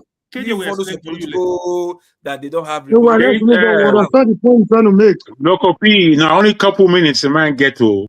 I don't understand though. Make you leave the guy. Make you conclude now. I will remove him now. So yeah, beautiful talk from again from Chris. What's it called? Adebayo. I think we have more smart, intelligent people that can actually move this country forward. This is the reality. I think all we need a system that is working. First of all, let's start from the electoral system. I strongly believe in the electoral system. I know Nigeria, they can bastardize anything. My fear for Nigeria sometimes, to be honest, even when you bring America or the best electoral system in the world to their country, politicians will look for a way to compromise it. This is my fear about Nigeria. But however, I hope one day we are going to have electoral system that is working for the people, so that people that really want to help the country to grow, help local government to grow, help state to grow, they can volunteer to go there and contest. But because we don't even know what is going on in Nigeria, what is really happening even the Yahoo, the 419, the criminals, they go steal money from somewhere, they join the politics. Somebody that never worked in his life, this is what they do. They have access to our commonwealth. They have access. What do you think they are going to do? So we also know these people, right? So if we have electoral system, you'll be able to canvass. You are known in the community, in the local government, in the state. You can go there to really talk to the people, share your idea, what you want to do, how you want to achieve this result. Probably we have quite a number of educated people in Nigeria now, experienced people. When you speak the language they understand, probably they will vote you in so that you will do the right thing by the people. Because the fear is what we currently are. If they keep rigging themselves into power, don't expect anything from them. The reason why some senator will vote, the reason why some governor don't care about you is because they feel they can use money to buy your vote. They can use military to take your vote. They can use anything to take your vote. That's why they don't care. It's more like go to hell, your vote don't count. This is the system. I think that should be the starting point. So if we achieve that, I strongly believe we are going to achieve a lot. Hopefully we get to that point. Thank you, KJ. Thank you so much. All right, stay humble. Okay, yeah, thank you. Yeah. So very quickly, I'll be very, very fast. I still disagree with my brother, Mr. Yakubu. He did mention that after 2023 that Nigerians went to sleep. That's absolute falsehood in capital letters, because if you have been following, the problem is that sometimes when some of our brethren from the far north and middle belt, sometimes when they talk, you just begin to wonder, do they live in the same Nigeria? Do they actually follow what's going on? It's like they just emerged from, let's say, South America, and they are talking, and you'd be like, where are you getting all this information from? Because we know that after 2023, we saw how animated, the young people were, even middle-aged people, and they even wanted to go to the streets. We saw how people followed the court proceedings. We saw how people even try to see if the records of the president, will be. And since then, we've seen we've had protests. Young people have come out to protest, not just young people. It has even cut across, different age groups. We've seen different advocacies. We've seen online meetings and advocacies, So if you tell me that people are being silent and that you so-called tribal and religious leanings overwhelms hunger. Now, we know that these people control the media, with their foreign collaborators. So they try to push, when they push their narrative, they want to make it the preponderant narrative to give you the impression that that is what is the preponderance of opinion of the public. But that's not true. We've seen how Nigerians from all walks of life, from all tribes, from all religions, galvanized during the NSAS, and also galvanized towards a candidate who is not even giving a kobo.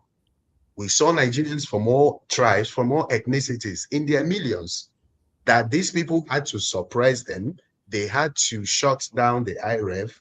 They had to do all sorts of manipulations with their foreign collaborators to shut the people down. So if you're telling me, that they are so goatish, that they are so sheepish, that they are just following only tribal and religious sentiment, that's absolute falsehood, which I can debate with you whenever you want.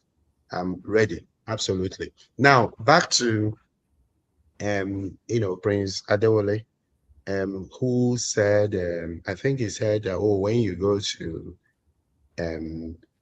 particular climes, respect their culture, I don't think that if you even hear stories from our fathers and grandfathers who lived in different parts of the country in the days though then we had a lot of crises, before the British left, we had a Kanu riot and the rest of them. But people, actually lived together. They didn't have any problem. What are the culture they're even talking about?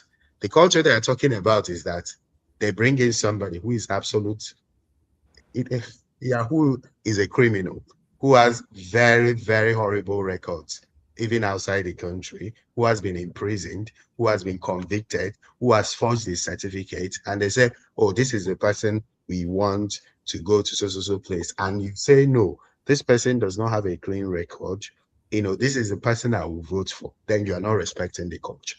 That is what they are trying to sell to us here on this platform. And I will not stay here and allow that sentiment to fly, because there are people that are listening to us that need to be educated properly on what's happening. So people actually don't have any issue with cultures.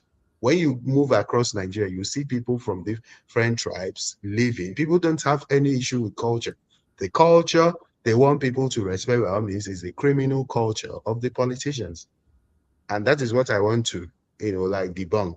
And regarding the constitution, we should not have a country where there are different laws. I personally do not drink alcohol. I don't smoke. But that is not to say that if someone is drinking alcohol near me, that will smash the bottle or try to buy the person. Something like that. No. So if you're trying to sell a narrative, that some people are justified to use jungle justice or use violence because their religious cultural views have been trampled on, then that's absolute, that should be discouraged entirely. Yeah, thank you very much. Thank you so much. Thank you so much. Yes, Mr. Yakubu. Oh, Mr. thank Yakubu, you are you so with us? very much. Yeah. I am. I really enjoy Responding. this issue of the apathy of Nigerians. Because the truth of the matter is this: we are still joking when it comes to taking your country into your hands. It's not something that you give a gap for. You see, let me give examples. Now, the National Assembly knows very well that when they make laws and people are not there as pressure groups, people are not sat in the gallery as lobby groups, they know that they can get away with anything they want. Do you realize that if we go as members of a civic group to the gates of the National Assembly today, for us to be given audience, to sit down in the gallery and see into their proceedings and lobby groups, do you know they will stop us at the gate because of insecurity? Now, that in itself shouldn't happen in the first place. That in itself is denying us our right to participation in democratic processes. But what do you see happens? A lot of people will turn back quietly and then they will never go back again. So that gap already is created. You now allow the National Assembly to have a field day and do whatsoever they want to do. And that's exactly what we are suffering today. Because so many laws have been passed that affects each and every one of us that we did not have any input whatsoever in the passage of those laws. None whatsoever. None. And those laws, they've become, as far as Nigeria is concerned, they've become what is guiding our lives every day. We can fall foul of it. And there's ignorance of the law is never an excuse. So some of these elitist views that we kind of inherited from the colonial masters that are still guiding whatever it is that we're doing today is what is suppressing us. And we seem to kind of like just at a point we become, what's the word again? Paralyzed. We become paralyzed.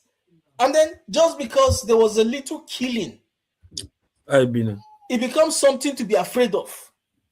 It's something that I'm not saying we should go and fight, but I'm just simply saying there's what we refer to as civil disobedience. Civil disobedience is part of our duties, responsibilities as citizens. Even if we don't know anything, we should know that we are partakers.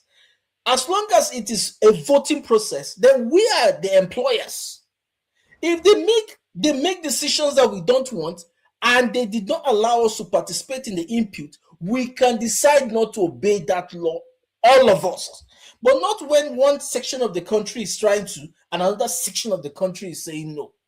You see young people come out to protest, and then you will still see young people come out to oppose that protest. And you begin to ask yourself, what's going on here? Am I confused? Are these people not age mates? Why are they looking at things from two different views? Is it enough to cause this kind of confusion? Which means there's a puppet and there's a puppeteer. And what is what's the connecting factor there? Money, hunger, ethnicity. All those little things that we should have overcome long time ago, despite the exposure. That is where the annoyance is. If this was 1956, I would say I understand that a majority of Nigerians did not go to secondary school. Maybe standard 7. But we are talking about 2026. We have over 100 million Nigerians that have finished secondary school, living in Nigeria. So at least they know basic how to read and write. I need to you need to round up. I agree with what you're saying, but it's a long, drawn out discourse. I think what is going on is deliberately done so that the rich will continue to be richer and the poor will continue to be poorer. It doesn't matter to them. There's a discussion we're going to hold later. If you notice the Esteem file coming up, there's a section of it that talked about the bodies of women, of Nigerian women. The federal government have not even said anything up to this moment what they intended to do with the bodies and the black women and all that, especially from Nigeria. But you see, we are dealing with a government that is docile in the place of the Bible puts it for those of us who are Christian. The Bible says, "Woe unto he who is at ease in Zion." In other words, where you are supposed to be taking action, doing certain things, you go there and you are sleeping. You are sleeping at when they are sharing there's a sharing of the world going on now. There's alignment and realignment going on right now. There are things that are being done to try to wipe out certain individuals and the rest and all that, take over territories and all that. And we are rather, our own government is more concerned about how to steal from the people, cheat the people, manipulate the system to keep them going. They are only concerned about the money of the people, the wealth of the land, and nothing more. It's so unfortunate, but what can we say? Here, that's where we are. I mean, tell me that I want to come and live in a city, in a nation where I see outside my home I have 10 inches of snow. What am I doing? What am I doing? But that's the only place we can have have a decent life and have an honest living without having to cut the system, manipulate the system to get what you want, without having to know somebody to be able to just get something very civil, something very, something just done, even as much as putting your child in a good school. It's crazy, but we can always, say as much as we can say, Anyway, my brother, let's hold it there. I know that. Comrade, you want to speak last or you want to speak now? Because I don't know how stable yours. I want to speak now because my network is not stable. All right, please. I indulge diaspora voting and Jagun to please give him an opportunity. And Jefferson, please let him make it because going over on. Go ahead, sir. Yeah, I don't like him. I don't want to give him time. That joke I did make. Yeah, because I say you look like General Dika Ojuku. I know you don't like me for that. Okay. No, Yeah, no, good no. evening, everybody. Good evening, everybody.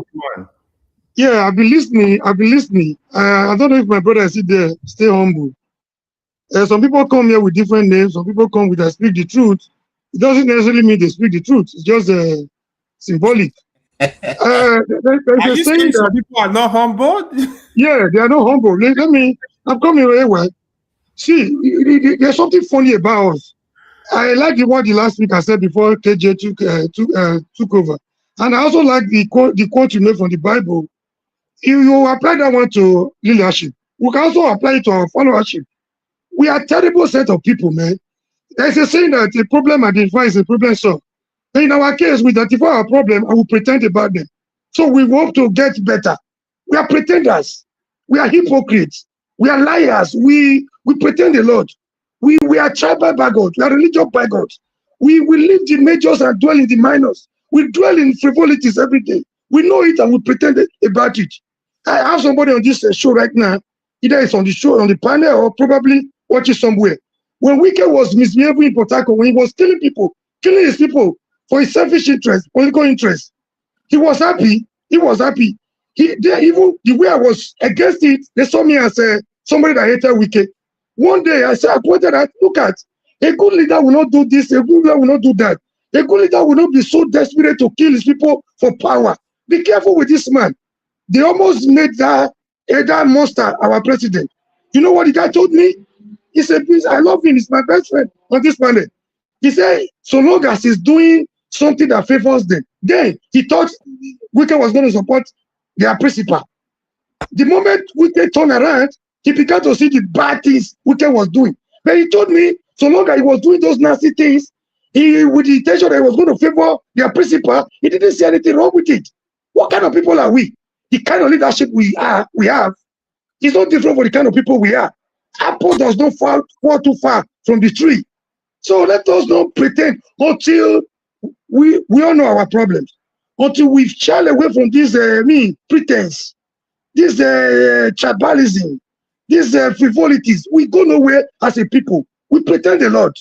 No matter how we come here to pretend as if, we want to analyze the issues, the problems. Oh, everybody sound like a professor. It's very easy for us to analyze. We come here to talk of how much the imperialists, the colonialists, laid a bad foundation for us. It's easier for us to say. When we come here to blame Buhari, our voices are very loud. When we come here to blame Tinubu, our voices are very loud.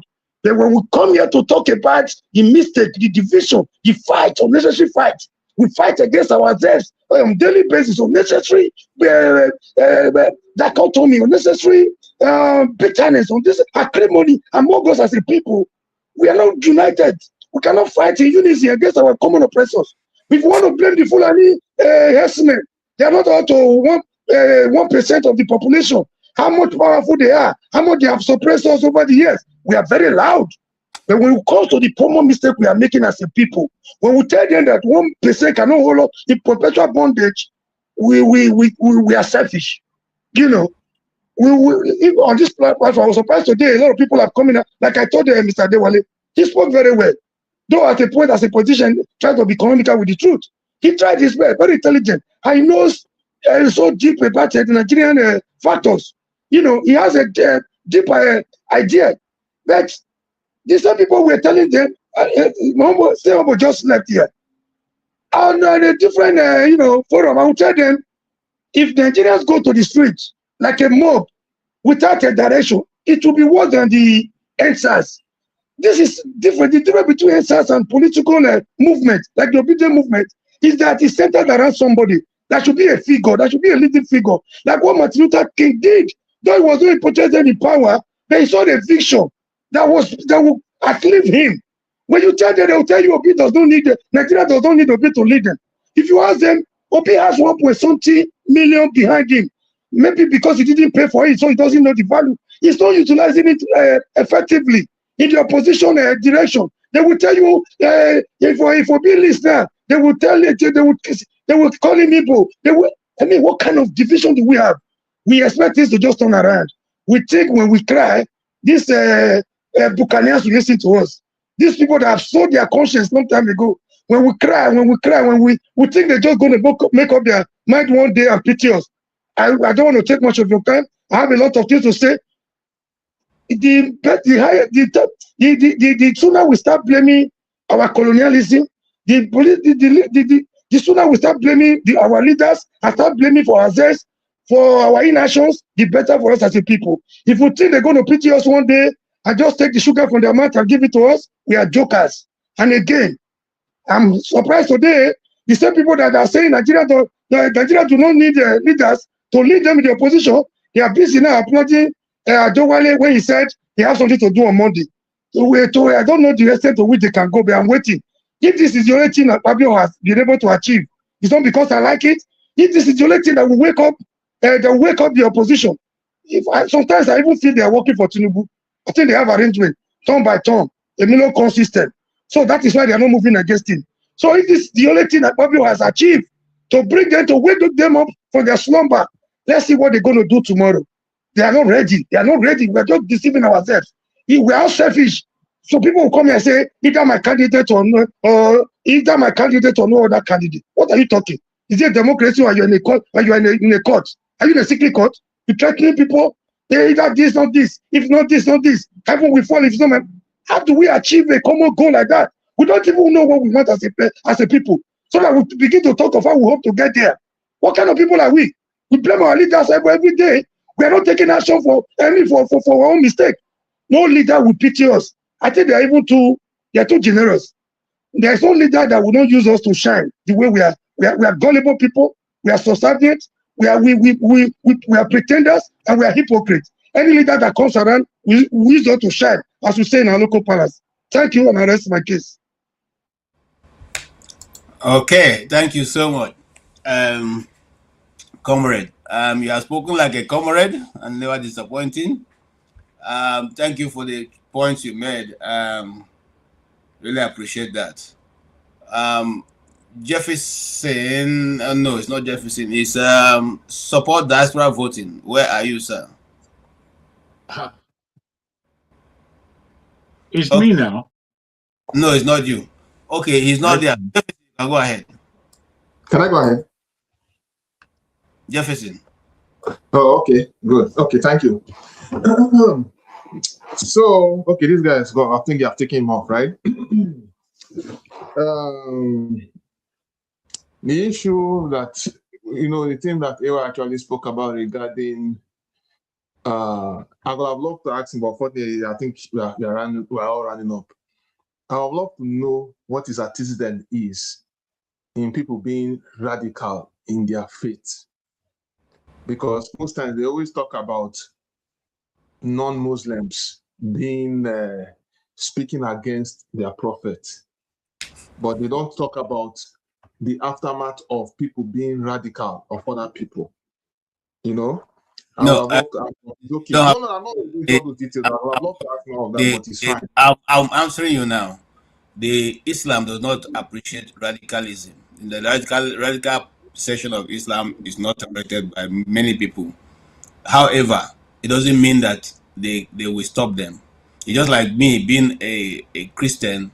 I will not stop somebody who is being fanatical, who will not go to hospital, who will not do certain drink tablets and all that. I won't stop you because if it's your belief, it's working for you, okay. But I may not do what you are doing. And that's the same thing with the radical Muslims. Majority of the Muslims who do not support them from what they are doing, but doesn't mean that they will go out. Just like I told the story of the principal who tried to stop the students from, lynching that woman. But the moment his own life was in danger, he had to run for his own life. And that's a clear example. So they don't support that. All right. So you see, so that's the issue. Unfortunately, we have not been sincere about all these things, and that's why we are in this. That's why we're in this mess today. We'll keep on. I want to say in conclusion, we'll still keep on moving on. People have different ideologies. Amora, also thank you for your views as well. it's true that you brought it up because, of course, we always come here and we fight ourselves when we know we have the bigger fight outside. And like I said, the mindset is a very, very big, is a very terrible one. I wish we can actually outgrow it as a people, because there's a lot of learning and relearning we need to do. I think what we also need to understand that we need to be human first before anything, irrespective of what we stand for in terms of religion. We must have a conscience, because even God that we serve, we don't want you to kill yourself over a religion. He wants you to have humanity, because it's the same God will also tell you that he will despise your prayer if you cannot settle with the next man. If you go and do sacrifice, do prayer, do everything, and you cannot see to the needs of your neighbor, your prayer is as good as useless. Let everybody have this in the back of their mind. So it is one thing that we need to understand. Okay. And then secondly, a lot of things have been said. Like Omari was saying, that we need to how do we do things differently? Another reason why we are in this mess is because we are not really sincere about what our leaders do. Even when there is an evil being meted out on the next person, try to be supporting themselves to fight the next person. And that's why we're not moving forward. And when we see black, we always can call it white, and vice versa. So at the end of the day, right, I know that we need to check, we need to put ourselves in check. So that's my own submission. Thank you very much. Thank you. All right, Jagun for real. Thank you, KJ. I would like to use my 2 minutes in silence as a protest against the platform. Can that be appreciated? No, I can't do that now, because we want. I see you. Okay. It is well. We will try and do better. Thank you, sir. All right, sir. We've had another show. It's a weekend has gone. It's 2026 in February, and the year is already speeding ahead. In no time, we are going to be in 2027, and we have to decide now, I believe, as individuals, what it is that we are expecting from that year. Me personally, I'm going to reiterate, and I'm going to be saying this more and more often, that as a collective, as a Nigerian collective, 2027 as an election year should not go ahead.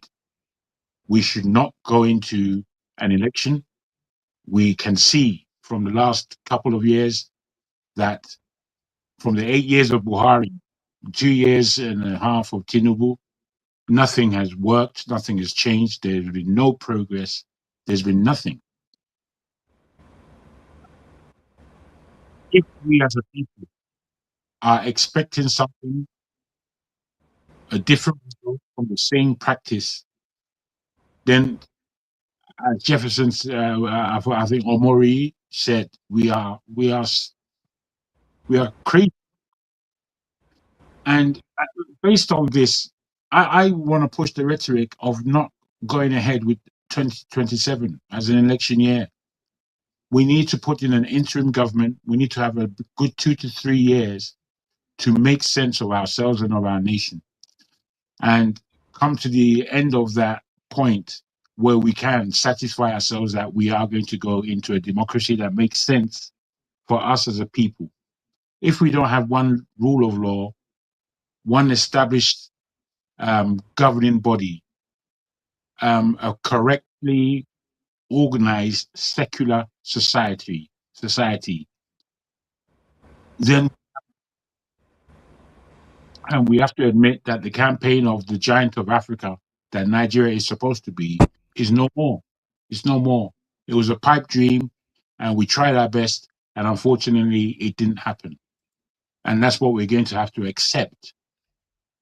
I do not believe that we are ready for another election that would waste our time, energy, and money, that would have us facing further crisis as we go forward, that could have bloodshed on a serious level across the Nigerian country, and that would have a destabilizing effect across West Africa and the more. We have to understand that the world wants Africa. We seem to want it less than the rest of the world want it, to be frank. And we are to be ashamed of ourselves. Those who want to take their responsibility away, like our person who reckons he's humble, who wants to satisfy himself that he has no guilt, nothing to blame, no responsibility. Fair enough. There are many Nigerians like that.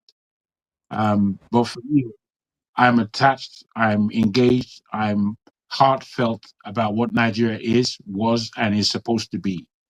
And if we don't make real strides in honesty, because we behave with a lot of dishonesty, a lot of dispassionate claims. We behave as though sometimes the country doesn't even belong to us. We behave poorly towards our country and our countrymen. We behave poorly to each other.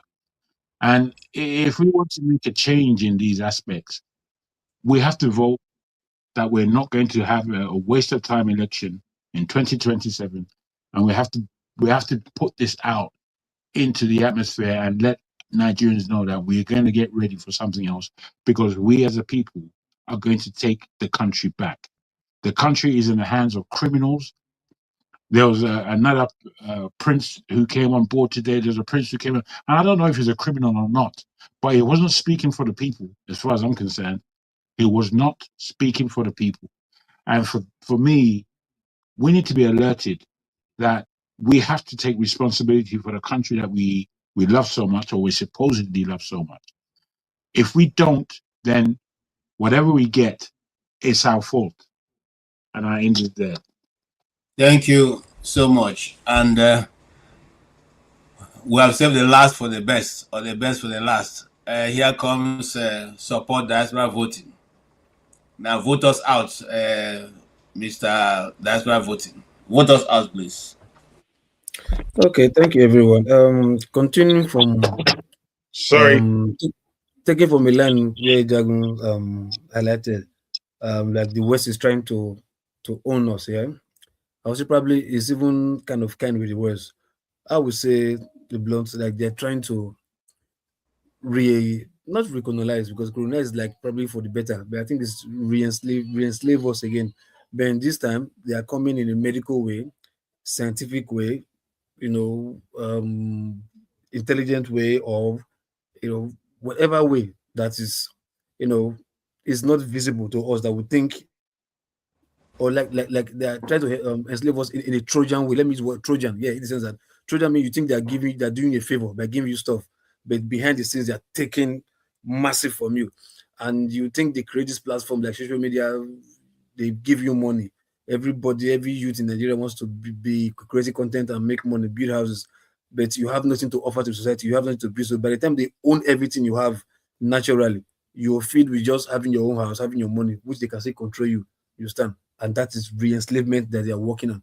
These guys are 50 years ahead, but it takes few Africans who see to know that we can counter this. So what I urge Nigerians to do is, look, we know these things they're not foundational, they're not hereditary, but I think it became habit for us to be who we are today, because the little things, ingredients that is causing this problem in the past, we fail to not to correct it. This idea of someone trying to be a better as my neighbor, we just lock up and allow them to flourish, because you don't want trouble, you don't want to make enemy. If you speak out, what is your business? Mind your business, mind the business, mind the business. Even in the churches, like I said, this a better pass my neighbor also started from the church, whereby a wedding man will come, will sit in the front. If you are poor, go back. The church has already started segregation first in the church that you think is the house of the Lord. There's already segregation there. Rich men sit in the front, poor men, if you dress well, go to the front. If you don't dress well, go to the back.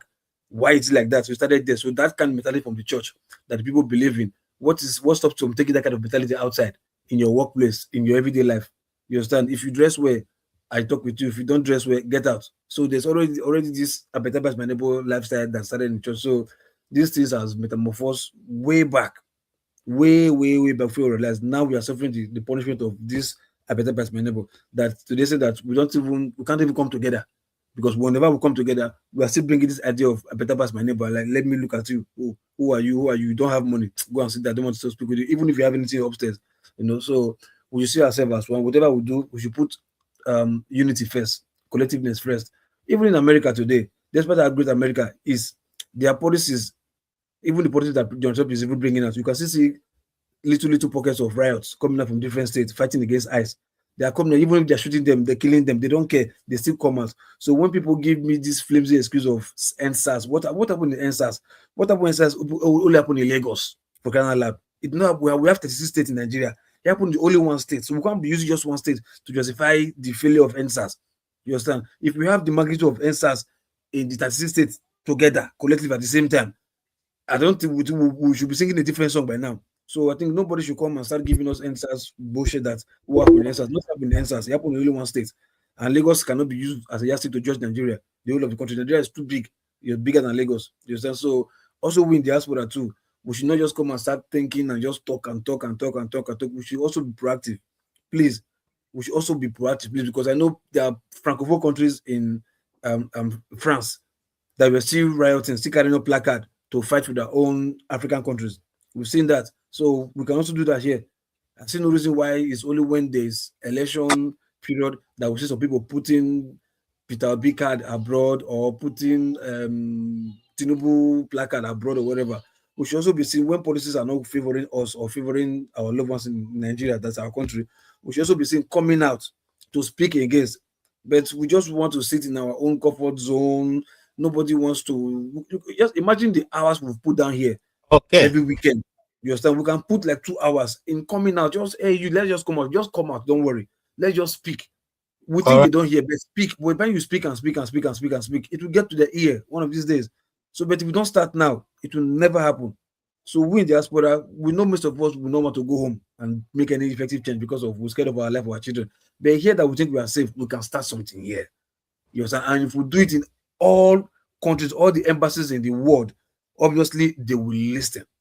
All right. Thank you so much. I want to, on that faithful note, we're going to call it a wrap. Thank you for the super chat. Again, I want to say, please, before you log off, it will do us well if you just go and like it. If you have liked it before, don't like it again, because if you do that, you're going to cancel out what you have done before. But if you have not, please don't leave without liking it, so that let us now be certain that it is not deliberate. I don't want this channel to grow beyond where we are, because I noticed that that's also happening with Mayegun General. But that's a discussion. So please do us a favor, like the channel, and then share. There was one like earlier on, so I was a second like, and I noticed that just now. I said, how come we kind of forget? I know sometimes it could be forgetfulness, yes, but even after, okay, wait, in fact, let me not go there. Don't go back, because I'm shutting down right now. Yeah, because Yeah, some very prominent pages today, and I saw the number of subscribers, and I asked myself, why are these kind of prominent people? When I say prominent, I mean people who are conscientized, who are talking about situations. It's deliberate. You see 10,000 subscribers, but then you go to other pages where all that you have all the numbers. 1 million subscribers. It's and deliberate. The question I ask myself is, what is more important? It's deliberate. I'll leave it at that. What is Thank more you important? so much. Thank you, Yakubu. We really appreciate your contribution. Please do come again. We enjoyed your inputs. Sorry, KJ. Do you know this guy Yakubu? He sounds like Femi. Yes, they sound alike. You mean Amieda's son, the Orisha himself? Sorry? Is it Femi Kuti? No. We have another family on the show. Oh, So okay. All right, thank you You're so like much. We need to go now. 70 or 80%. We need to go. We need to go. Thank you so much, Jack. I'm a man with so many personalities. Thank you so much. Let's Thank you. unite our Thanks, ancestors guys. I really as a enjoyed. I formidable really force enjoyed against our this. oppressors. Only that way we can succeed. Let's not pretend. Thank you. I really appreciate you, comrade. Thank you for putting in, even though you didn't have much time, but you still waited to make your contribution. I appreciate that. That's why voting. Thank you, and Jagun, thank you, and Yakubu, thank you so much. Really appreciate all your contributions, and that will be our wrap for today. Whether you like it or not, these gentlemen have been able to express themselves in the best way they can, and their intention is to make Nigeria a better place. Nobody comes here and wants to come and criticize anybody unnecessarily, but to give a way where we can all find peace in the nation we have found ourselves. I'm sure that if God had an opportunity to ask you, or if you had an opportunity and God asked you, what nation do you want to be born in? I'm sure that many of us would not have chosen Nigeria. But since we are here now, we can as well make it a better place for us. And I'm not one of those who say Nigeria created Nigeria, God created Nigeria. No. Nigeria was put together by the British. And what they did put together was not for the benefit of the people who are in that geographical location, but for us to now be able to calibrate what they've given to us and bring it to the place where we can better use it and for our benefit and the benefit of our children. The world is moving. There's a cascading towards a direction that we have never seen before. We all need to wake up, especially those who are the seat of government in Nigeria, to wake up and smell the coffee and know that things are no longer as usual, are not like yesterday. It's going to be a more difficult world, a more changed world in the next 5 years, 6 years, and 10 years.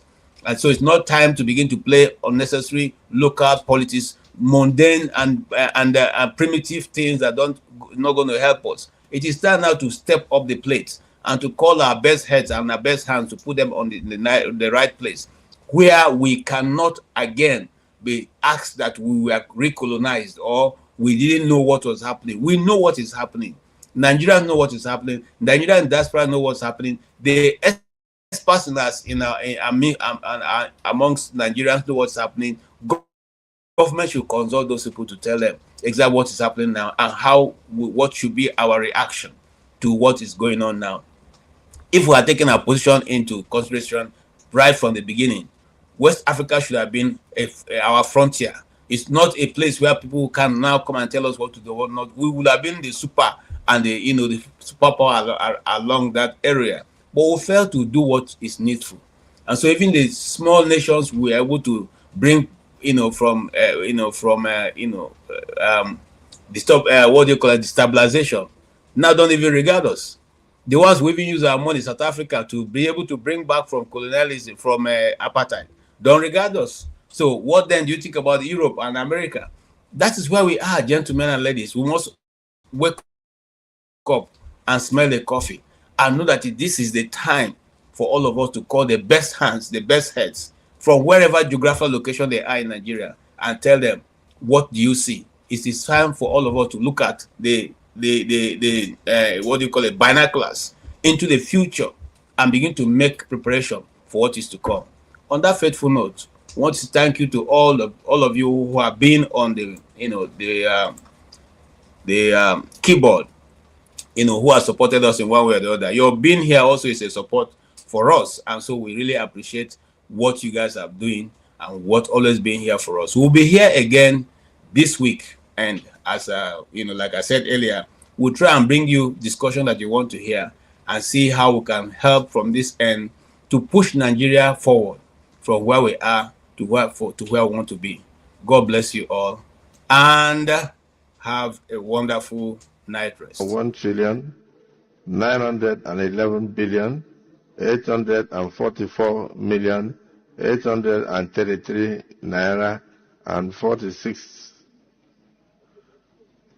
I'll take that again. 1,911,000,000 1,911,844,000,000 1 trillion. This money is too much for me.